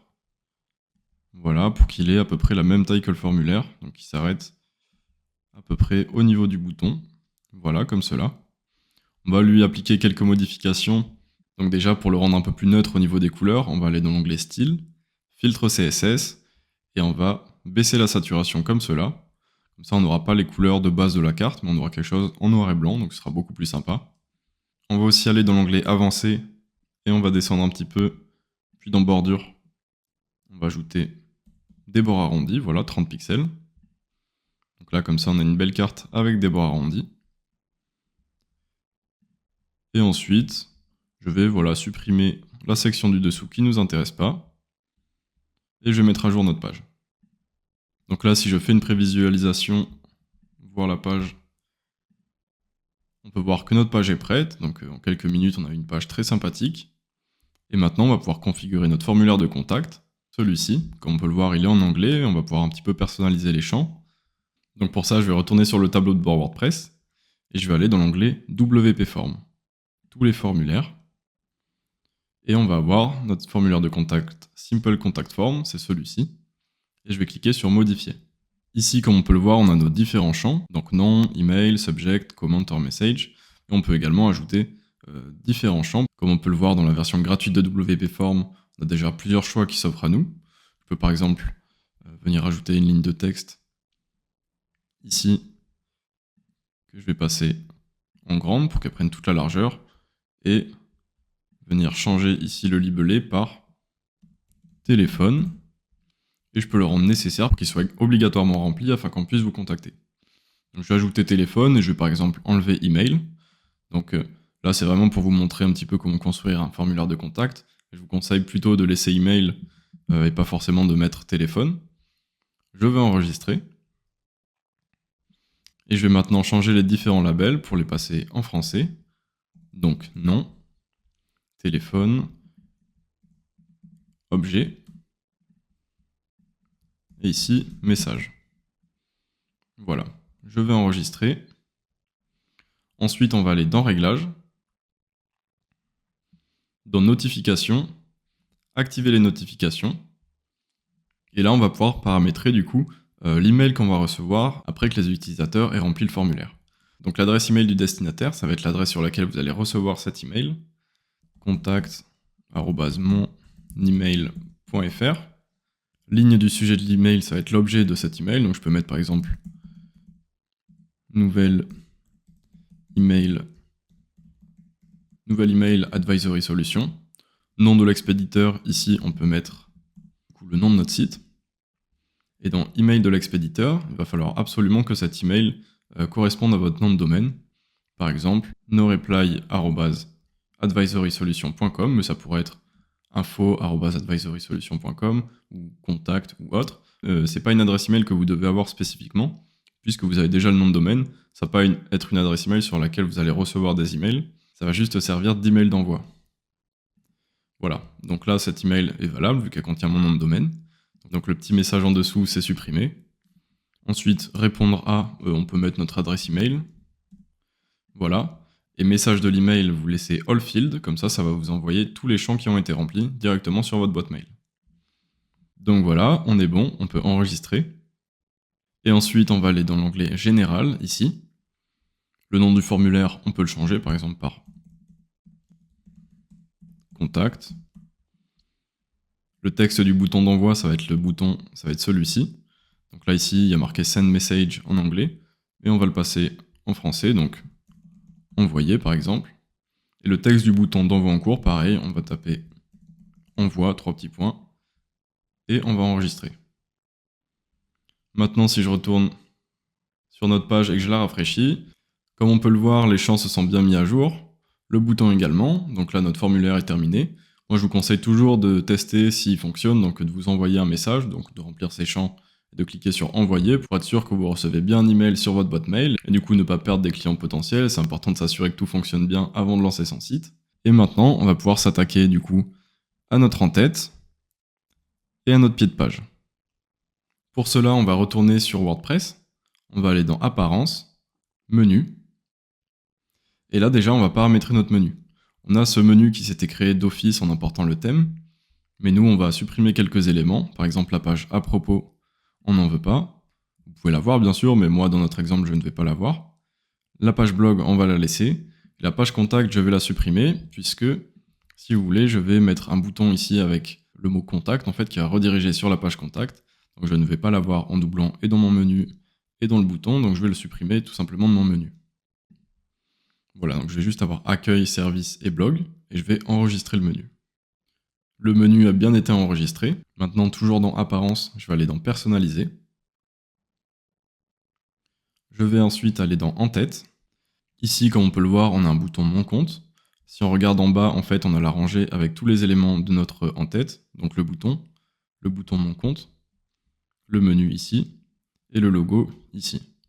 Donc ce bouton mon compte, on va le supprimer parce qu'il n'y a pas besoin de se connecter à notre site. Le menu, du coup, il est à côté du logo, mais nous, on va plutôt le passer à côté du bouton. Voilà. Et ensuite, le bouton, on va cliquer dessus, et on va changer le texte par contact. Et dans le lien, ici, on va venir coller le lien de notre page contact. Donc on va le copier, puis le coller. Voilà. Et on va ensuite pouvoir publier pour enregistrer les modifications.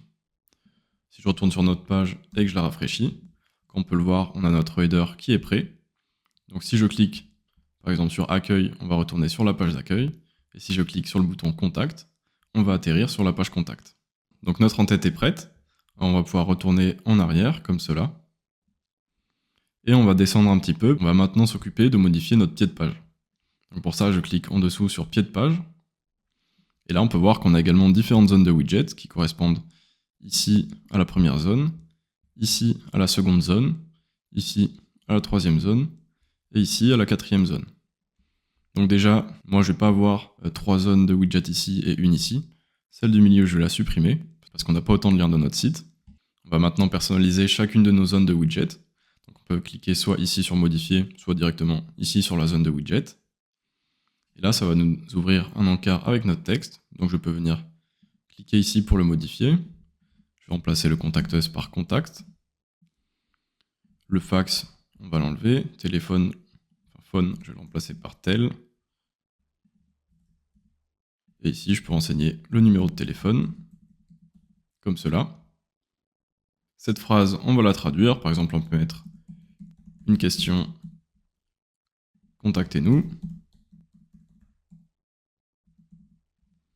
À info arobase, là vous mettez votre adresse email. Donc ça c'est parfait. Ensuite, ici on va s'occuper du deuxième widget. Useful links, on va l'appeler plutôt navigation ou menu par exemple.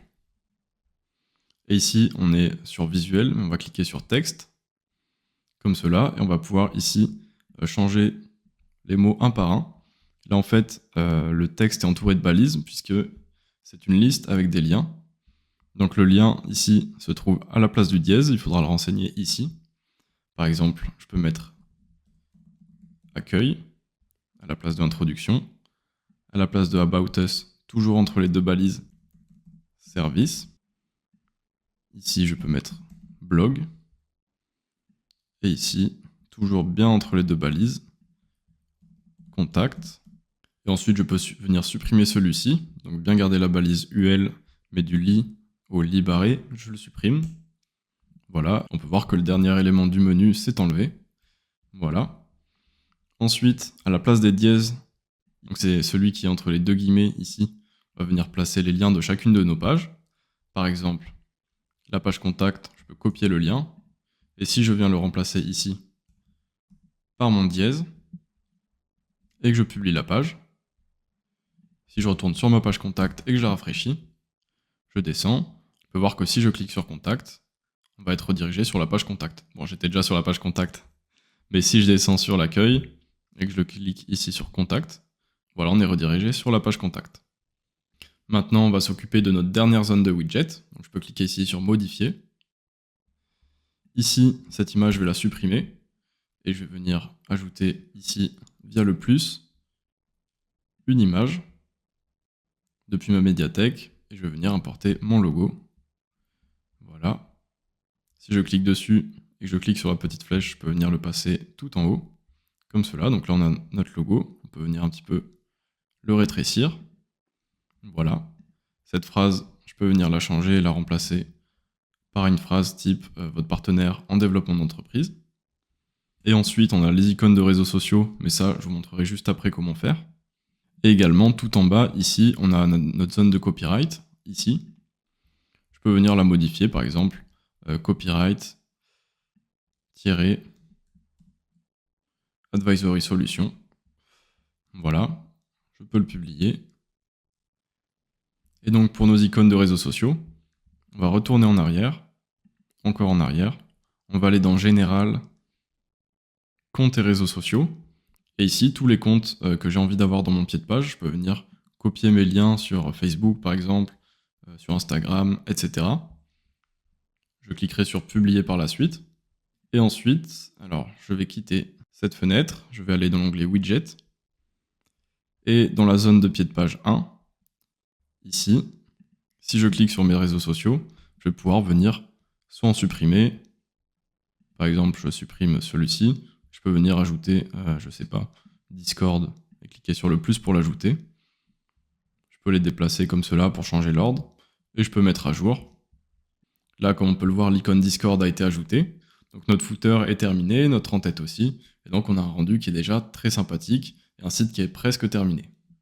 Donc notre en-tête et notre pied de page ont été réalisés. On est arrivé donc à la 10e étape et je tiens vraiment à vous féliciter si vous êtes encore en train de regarder cette vidéo. Vous devriez déjà avoir un résultat très satisfaisant. Et je vous encourage vivement de continuer cette vidéo parce qu'on va encore aborder des notions très importantes si vous voulez avoir un site web qui est totalement fini et qui vous apporte du trafic automatiquement. Alors maintenant, on va pouvoir voir comment rendre son site responsive, donc adapté sur mobile et tablette. Pour ça, je vais retourner sur mon site. Donc là, on peut voir qu'on a la version bureau. Je vais le modifier avec Elementor pour avoir un petit aperçu de ce à quoi il ressemble sur mobile et tablette. Donc je clique ici. Puis ensuite, j'active le mode responsive. Et là, je vais jeter un œil à sa version mobile. Voilà, mais déjà on a un rendu qui est très satisfaisant. Il faut savoir que c'est ça aussi l'avantage d'utiliser des templates, c'est que en général, il n'y a quasiment rien à faire en termes d'adaptation sur mobile. Là, on peut voir qu'on a un espace d'environ 20-30 pixels. Et ici, on a un espace un peu plus important entre les cartes, donc ça, on va le modifier. Voilà, sinon tout le reste me paraît vraiment nickel. C'est parfait. C'est parfait. C'est parfait également. Tout ça, c'est parfait. Bon, là, on est vraiment bien. Pour cette page, c'est top. Je vais juste venir ici corriger l'espace. Donc, je vais cliquer sur cette section. Je vais aller dans Avancer. Et en fait, s'il y a un espace supplémentaire, c'est parce qu'on a ajouté une marge de 35 pixels en bas. Donc, je rappelle ici que tous les réglages avec un icône, soit de téléphone, soit d'ordinateur, soit de tablette, en fait, c'est un réglage qu'on va pouvoir faire uniquement sur la version sur laquelle on est. Par exemple, si j'enlève cette marge sur la version mobile, elle ne va pas s'enlever sur la version bureau. Donc, je peux, voilà, la mettre à 0. Et là, la marge est supprimée, donc c'est parfait. On a le même écart entre chacune de nos cartes. On peut voir également ici qu'on a un petit onglet responsive, donc si je clique dessus, on peut voir qu'on peut masquer des widgets ou encore des conteneurs ou autres en fonction des différents écrans. Par exemple, si j'ai envie de masquer celui-là sur mobile uniquement, on peut voir qu'il va être grisé, et que dans ce cas, du coup, il n'apparaîtra pas sur la version mobile. Bon, moi je vais pas le faire, mais ça peut être quelque chose de très intéressant si vous voulez masquer certaines choses sur mobile ou non. Ensuite, la version tablette, on va regarder aussi un petit peu. Là, par exemple, on peut voir que les cartes prennent trop d'espace. Donc je vais cliquer ici et je vais plutôt les passer dans une direction horizontale pour qu'elles soient côte à côte. Ici, également côte à côte. Voilà, je vais également augmenter un petit peu l'espace des colonnes. Je vais le passer à 35. Et ici aussi à 35. Voilà, pour avoir un espace entre toutes les cartes. Cette section aussi, elle me semble pas trop mal, même si, personnellement, je vais ouvrir le navigateur. Et ce conteneur, j'aurais plutôt tendance à le passer comme cela. Et aussi du coup, de réduire la hauteur, par exemple, avoir une section un peu plus comme ça et une autre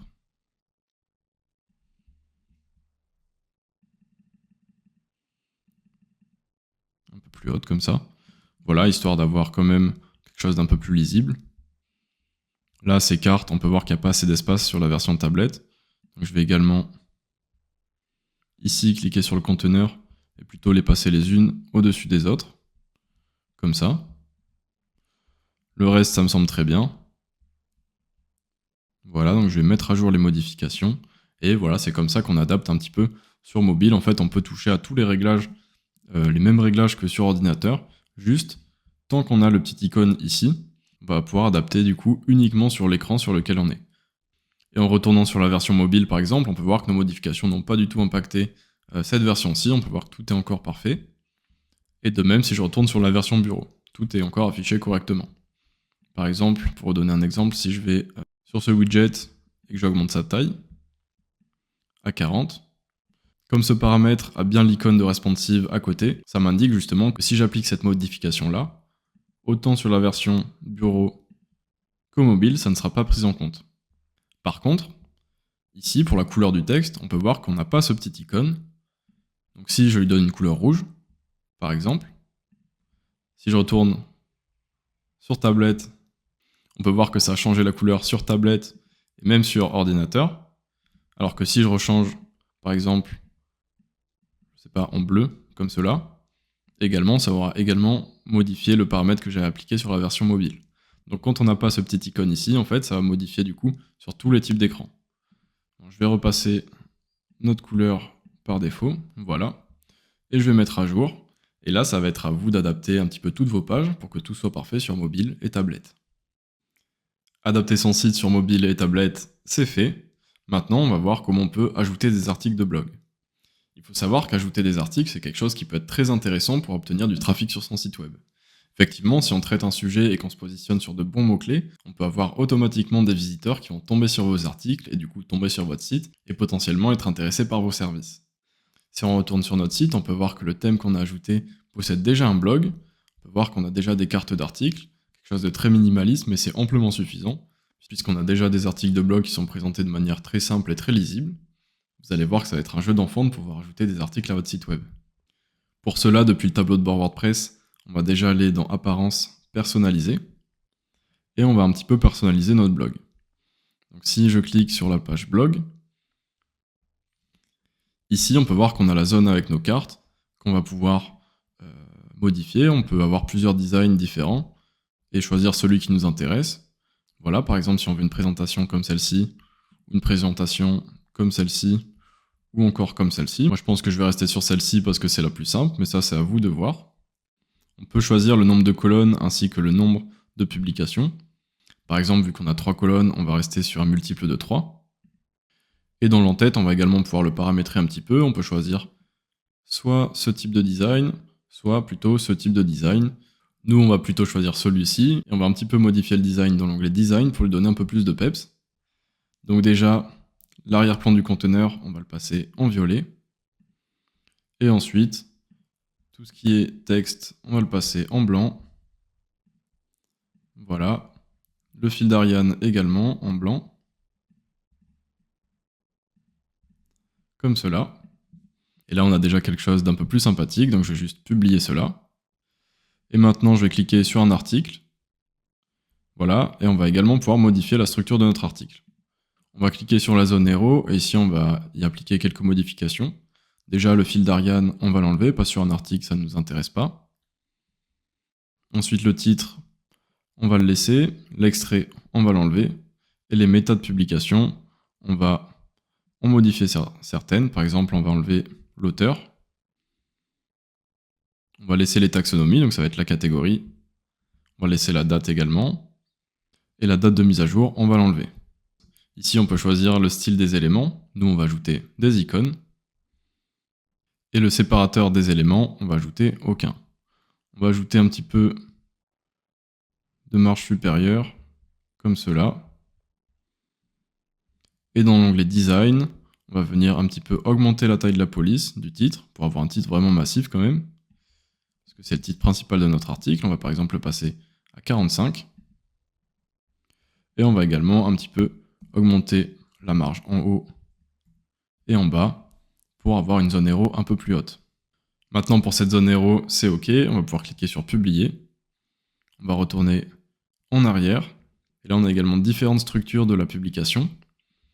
Par exemple, on peut choisir soit comme ça, soit plutôt comme ça, ou encore comme cela avec une barre latérale à gauche avec différents articles, encore comme cela avec une barre latérale à droite.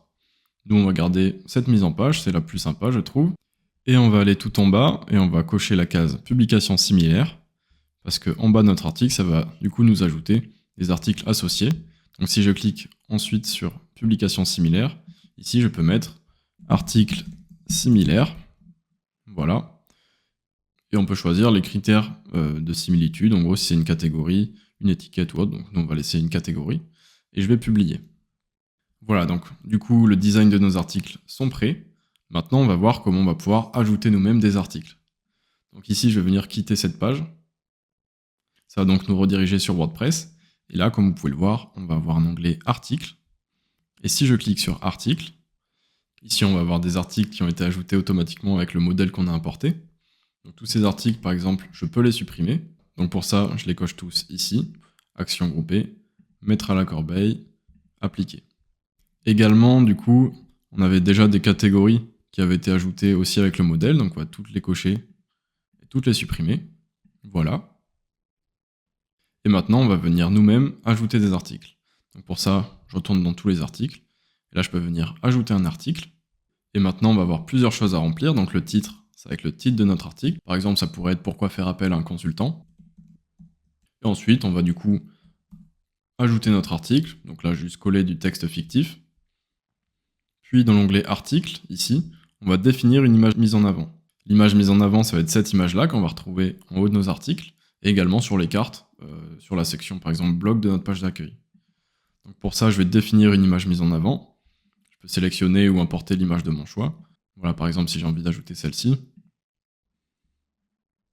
Et catégorie, ici, je peux venir ajouter une catégorie. Par exemple, consulting. J'appuie sur Entrée. Et là, du coup, on a ajouté notre catégorie consulting.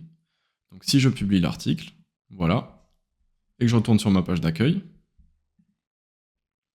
si je descends du coup dans ma section blog, ça va être ici. On peut voir du coup qu'on a notre article avec l'image mise en avant qu'on a paramétrée, notre titre, notre catégorie, ainsi qu'un extrait de notre article.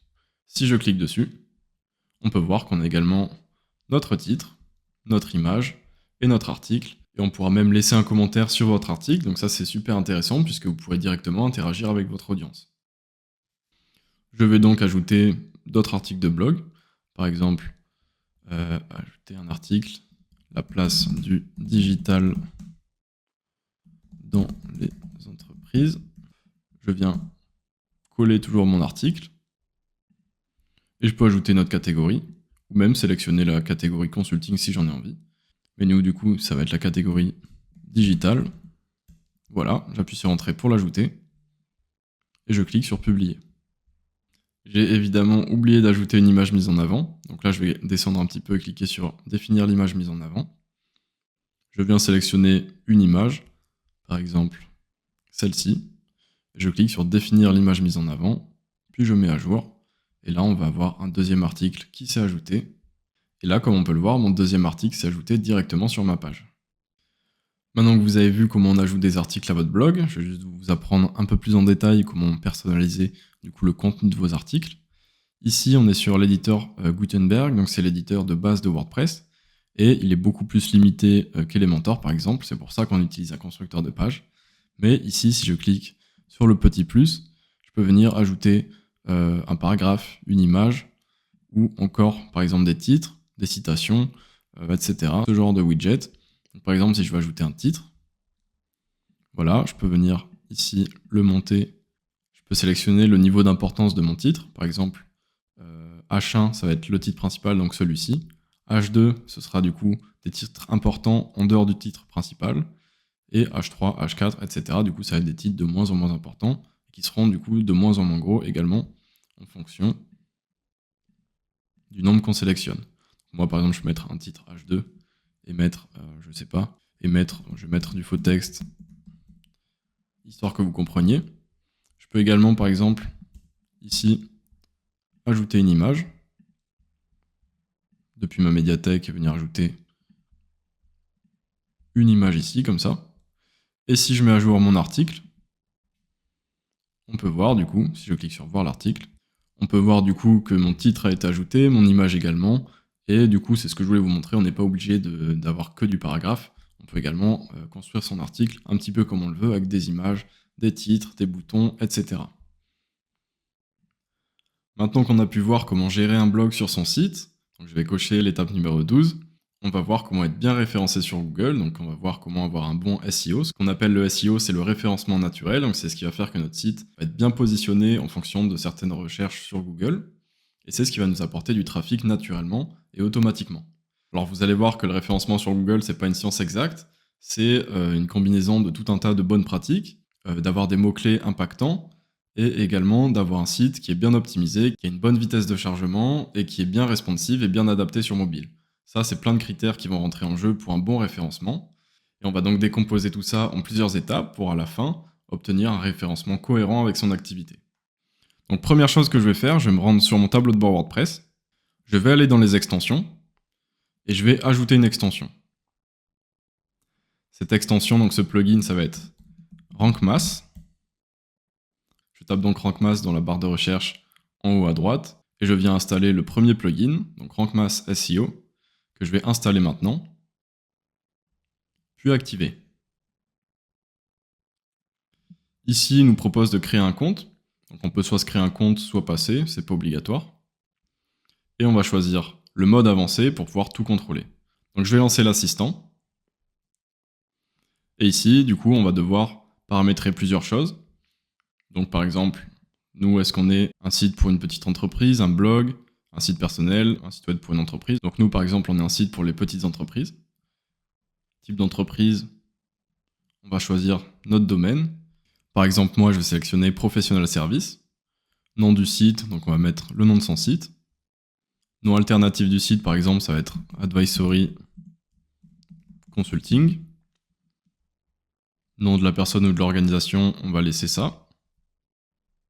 L'image de partage social, par défaut, du coup, ça va être l'image qu'on va voir en fait quand on va partager notre lien, par exemple, sur un réseau social. Il va toujours y avoir une petite image qui va être associée à notre site. Donc on peut soit, par exemple, ajouter notre logo, soit c'est recommandé quand même d'avoir une image personnalisée qui fait cette dimension. Nous, on va ajouter notre logo ici. Voilà, je peux enregistrer et continuer. J'enregistre et je continue. J'enregistre et je continue. Enregistrer et continuer. Et là, je clique sur Retour au tableau de bord. Donc là, on a paramétré notre widget. Maintenant, on va pouvoir aller, par exemple, sur nos pages, aller sur notre page d'accueil. Et ici, si je clique donc sur le SEO, ici, on va voir plein de recommandations. Et l'extension va surtout nous indiquer ce qui ne va pas.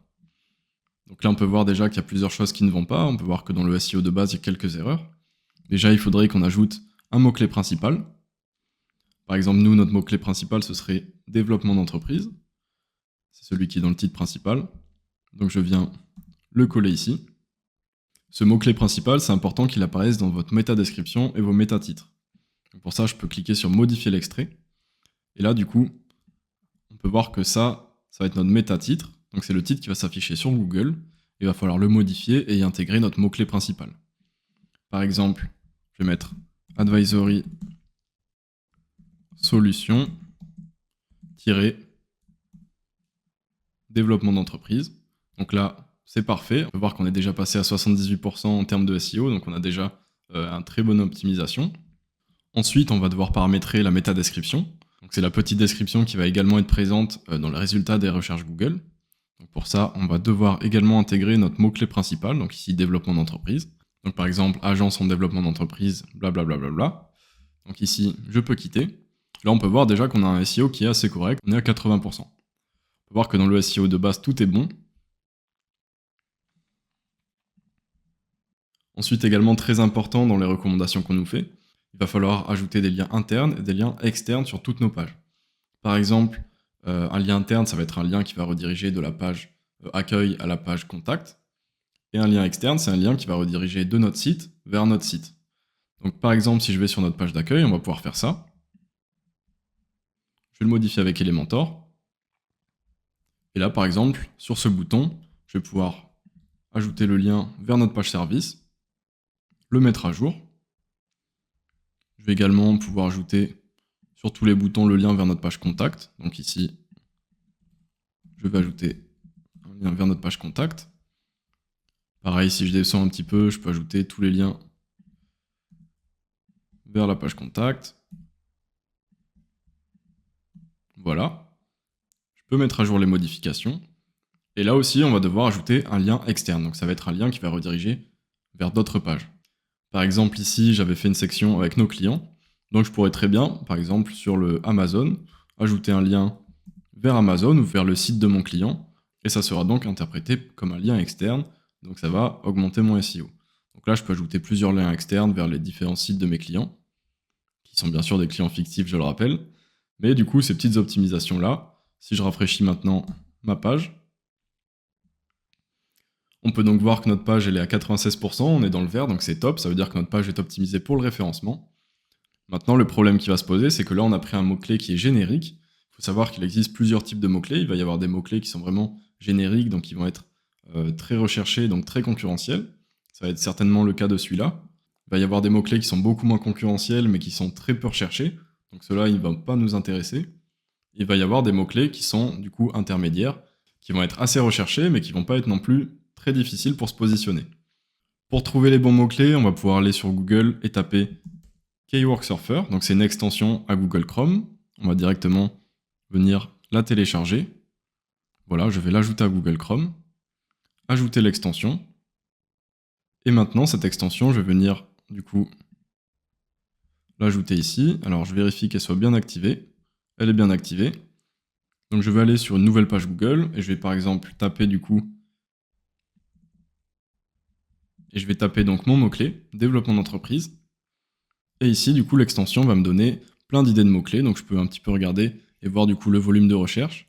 Et on peut voir qu'il y a des mots-clés assez intéressants qui sont associés, comme par exemple stratégie de développement, qui est recherché 590 fois par mois. Donc ce mot-clé, je peux venir le copier. Et je vais pouvoir dupliquer ma page en cette fois-ci changeant tout le contenu pour me positionner sur ce mot-clé par exemple. Donc je vais copier ce mot-clé. Je vais retourner sur le tableau de bord WordPress. Je vais aller dans l'onglet pages, toutes les pages. Je vais ouvrir ma page d'accueil avec Elementor. Et je vais également ajouter une nouvelle page. Voilà, comme ça j'aurai ma page d'accueil avec Elementor ainsi que ma nouvelle page. Je vais lui ajouter le titre stratégie de développement. Je vais la modifier avec Elementor.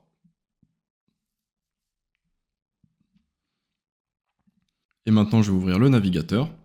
Ici, je vais venir sélectionner maintenant commande ou contrôle tous mes conteneurs. Je vais les copier. Je vais sur ma nouvelle page. Je les colle. Et là, j'ai pu dupliquer ma page. Maintenant, je vais adapter tout le contenu de ma page. Par exemple, le titre, ça va être votre partenaire. Je vais bien faire en sorte de changer tout le contenu de mes pages, car il ne faut pas que Google interprète ça comme une page qui soit dupliquée, puisque c'est pénalisé par Google. Donc il faut que ce soit des pages qui soient complètement différentes en termes de contenu et qui intègrent du coup à chaque fois le mot-clé que vous avez décidé de cibler dans votre page. Donc je vais également la publier, donc là bien sûr tout le contenu est à adapter. Je vais cliquer sur quitter. Et là maintenant on va pouvoir paramétrer du coup le SEO, donc pour ça je vais ajouter mon mot-clé principal. Je vais modifier l'extrait. Donc advisory solution stratégie de développement. Je vais également ajouter ma métadescription ici, comme cela. Je vais mettre à jour. Et là, je vois qu'il nous conseille d'ajouter un peu plus de contenu. Donc pour ça, il va falloir ajouter un peu plus de paragraphes, plus de sections si besoin. Et également, ça va nous faire d'autres recommandations ici qu'on va pouvoir regarder et du coup adapter en fonction de ce qu'il nous conseille. Donc là, c'était la base. Mais l'idée, ça va pouvoir être de créer plein de pages comme ça, du coup, qui vont pas être, on va dire, dans la navigation de votre site, donc pas vraiment visibles via la navigation classique de votre site, mais ça va être des sous-pages, en fait, qu'on pourra accéder que par Google, et qui vont être positionnées sur un mot-clé pertinent, et qui va vous permettre d'obtenir du trafic. Par exemple, si vous habitez dans une grande ville comme Bordeaux, vous pouvez faire une première page qui sera agence en développement à Bordeaux. Ce sera votre mot-clé principal. Puis vous pouvez dupliquer cette page et l'appeler par exemple agence en développement dans une ville à côté de Bordeaux et le faire ça sur un nombre de mots-clés infini quasiment. Vous pouvez créer plein de pages comme ça. Et le but, ça va être de baliser plusieurs mots-clés comme ça et de voir un petit peu ceux qui marchent et ceux qui marchent pas.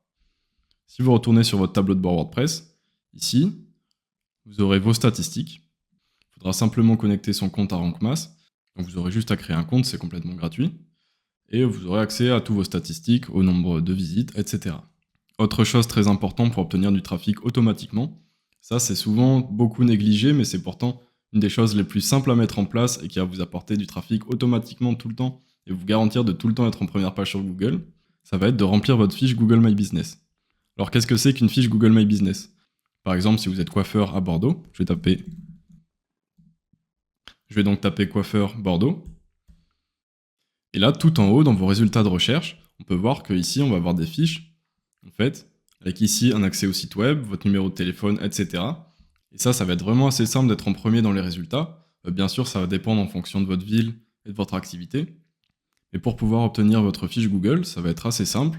Il va falloir taper Google My Business, fiche d'établissement, vous cliquez sur le premier lien, ici. Là, vous avez juste à vous connecter et vous pourrez directement créer votre fiche d'établissement. Alors pour ressortir dans les premiers, ça va être très important de bien paramétrer sa fiche. Il va falloir vraiment renseigner toutes les infos, les horaires, le numéro de téléphone, ajouter des images, ajouter votre site web et faire en sorte que votre fiche est la plus complète possible. C'est ça qui va faire que Google va apprécier votre fiche par rapport à d'autres qui vont être incomplètes par exemple. Et par la suite, ça va être de demander à vos clients de vous ajouter des avis.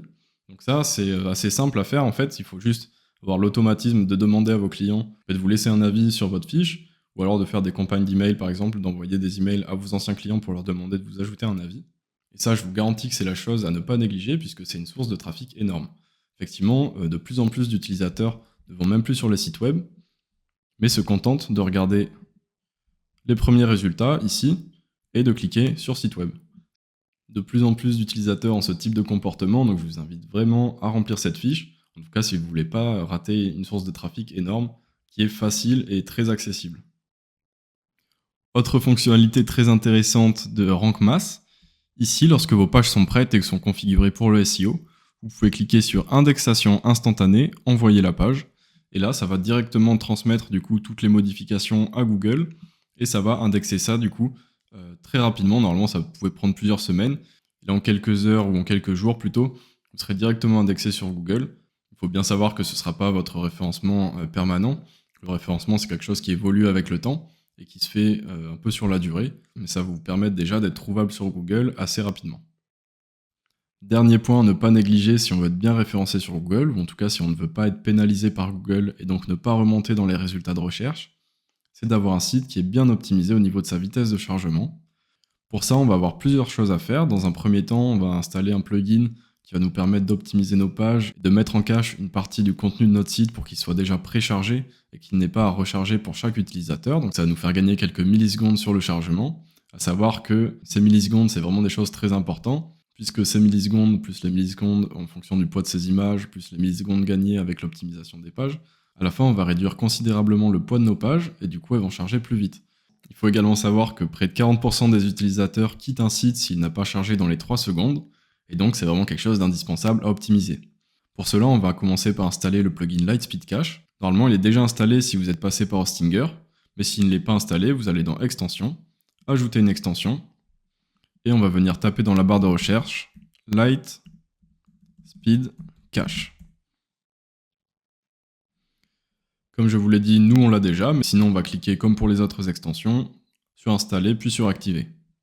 Une fois qu'il sera installé, on va pouvoir aller ici dans Lightspeed Cache et on va faire un petit tour des réglages. Pour commencer, on va aller dans les pré-réglages et là, comme on peut le voir, on va voir différents pré-réglages qui vont être plus ou moins agressifs et qui vont plus ou moins compresser et combiner le code que détient notre site et du coup qui va plus ou moins l'optimiser. Il faut savoir que plus on va prendre un pré-réglage, on va dire, entre agressif ou extrême, plus ça va finalement faire des modifications assez importantes sur notre code, et donc il risque d'y avoir quelques bugs, etc. Donc nous, on va partir sur le pré-réglage avancé, donc c'est celui qui est recommandé. Donc ça va minifier le CSS, le JS, etc. Donc ça, c'est le code qui compose notre site. Ça va optimiser l'affichage de nos polices. Ça va également optimiser nos images, ajouter un cache sur mobile, ajouter un cache sur navigateur, et ajouter un cache par défaut, etc. Donc ça, c'est ce réglage qui est recommandé et qu'on va utiliser. Donc on va appliquer ce pré-réglage, on va cliquer sur OK. Et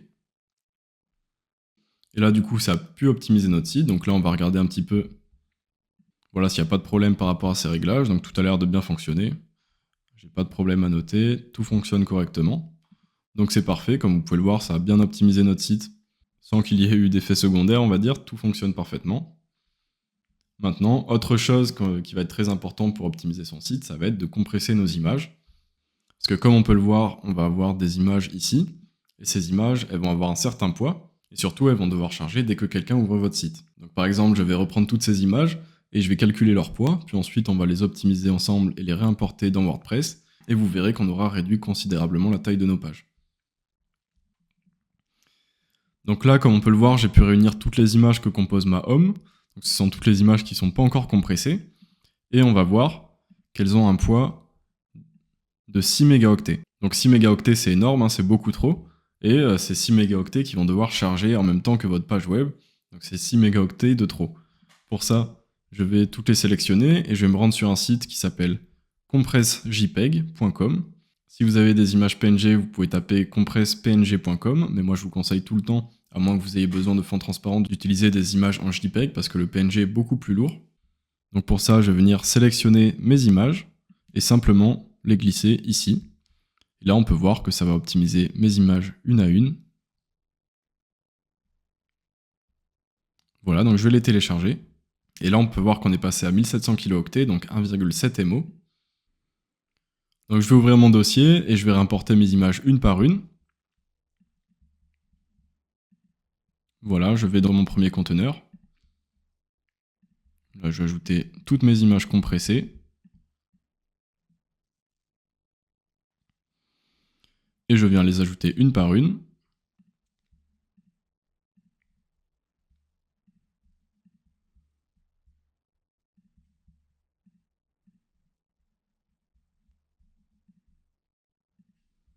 Voilà, comme cela.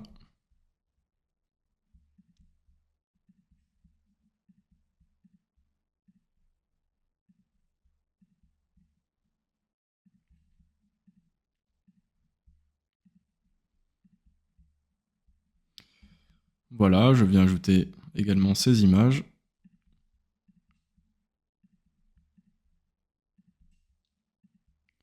Parfait. Voilà. Maintenant, je peux mettre à jour ma page. Et là, on aura déjà gagné près de 4 MO sur le chargement de notre page, donc c'est vraiment quelque chose d'énorme. Donc la compression de vos images plus l'ajout d'un plugin de cache, ça va vraiment vous aider à avoir une vitesse de chargement optimisée au maximum. Si vous voulez par la suite tester les performances de votre site, vous avez Google qui propose le site PageSpeed Insight, qui est gratuit et qui est un service fourni par Google, donc relativement fiable. Vous avez juste à venir coller l'URL de votre site web et cliquer sur Analyser. On va laisser un petit peu charger.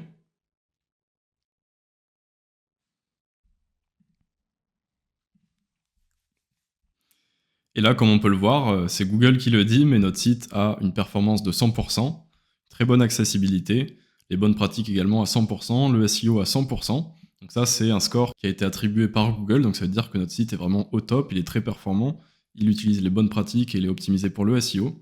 Donc ça, c'est sur la version mobile, très important la version mobile. Et sur la version bureau, on est également à 100% en SEO, 96% en bonnes pratiques, 94% en accessibilité et 100% en performance. Je vous avoue que même moi, je suis un peu surpris d'avoir obtenu des scores aussi hauts. C'est assez rare d'obtenir 100% vraiment. C'est que le site a été bien construit tout simplement. Et c'est aussi ça qui est intéressant avec WordPress et Elementor. On peut facilement, malgré ce qu'on pourrait croire et un petit peu les idées reçues qu'on a sur les page builders, avoir des sites très performants et très rapides. Donc je vous ai montré comment être bien référencé sur Google. Donc ça, on peut le cocher. On a également vu que c'était très simple d'optimiser la vitesse de chargement de son site. Donc je vais le cocher, ce qui veut dire que maintenant notre site est en ligne. Donc félicitations si vous êtes arrivé à ce stade de la vidéo, donc ça veut dire que votre site est en ligne. Il est optimisé pour le référencement, il est optimisé sur mobile, il a de bonnes performances et surtout il a un rendu vraiment professionnel. Donc ça c'est vraiment ce qui manque dans 95% des sites web aujourd'hui. En plus de ne pas avoir de référencement, en plus de ne pas être bien optimisé sur mobile, ils sont souvent pas très beaux, en tout cas pour ceux qui sont faits par des amateurs entre guillemets, ou par des gens qui ne sont pas du métier. Là vous avez pu voir qu'en suivant pas à pas les étapes que je vous ai indiquées, à la fin vous avez un site professionnel et qui est prêt à travailler pour vous 24 heures sur 24. Donc je remercie d'avance toutes les personnes qui mettront un j'aime ou un commentaire sous cette vidéo. Donc c'est vraiment ce qui nous aide à vous partager du contenu gratuitement, et je remercie d'avance toutes les personnes qui le feront. Pour ceux que ça intéresse, on a également des formations payantes, notamment sur WordPress et sur Elementor, où là vous pourrez développer des compétences beaucoup plus professionnelles et aller beaucoup plus loin dans l'outil, et vraiment être autonome à 100%, et pouvoir réaliser par exemple des projets pour des clients ou autres. Donc ça, je vous mets toutes les infos en description. En tout cas, c'était tout pour cette vidéo, j'espère que votre site vous plaît, et je vous dis à très bientôt pour une nouvelle vidéo sur la création de site web.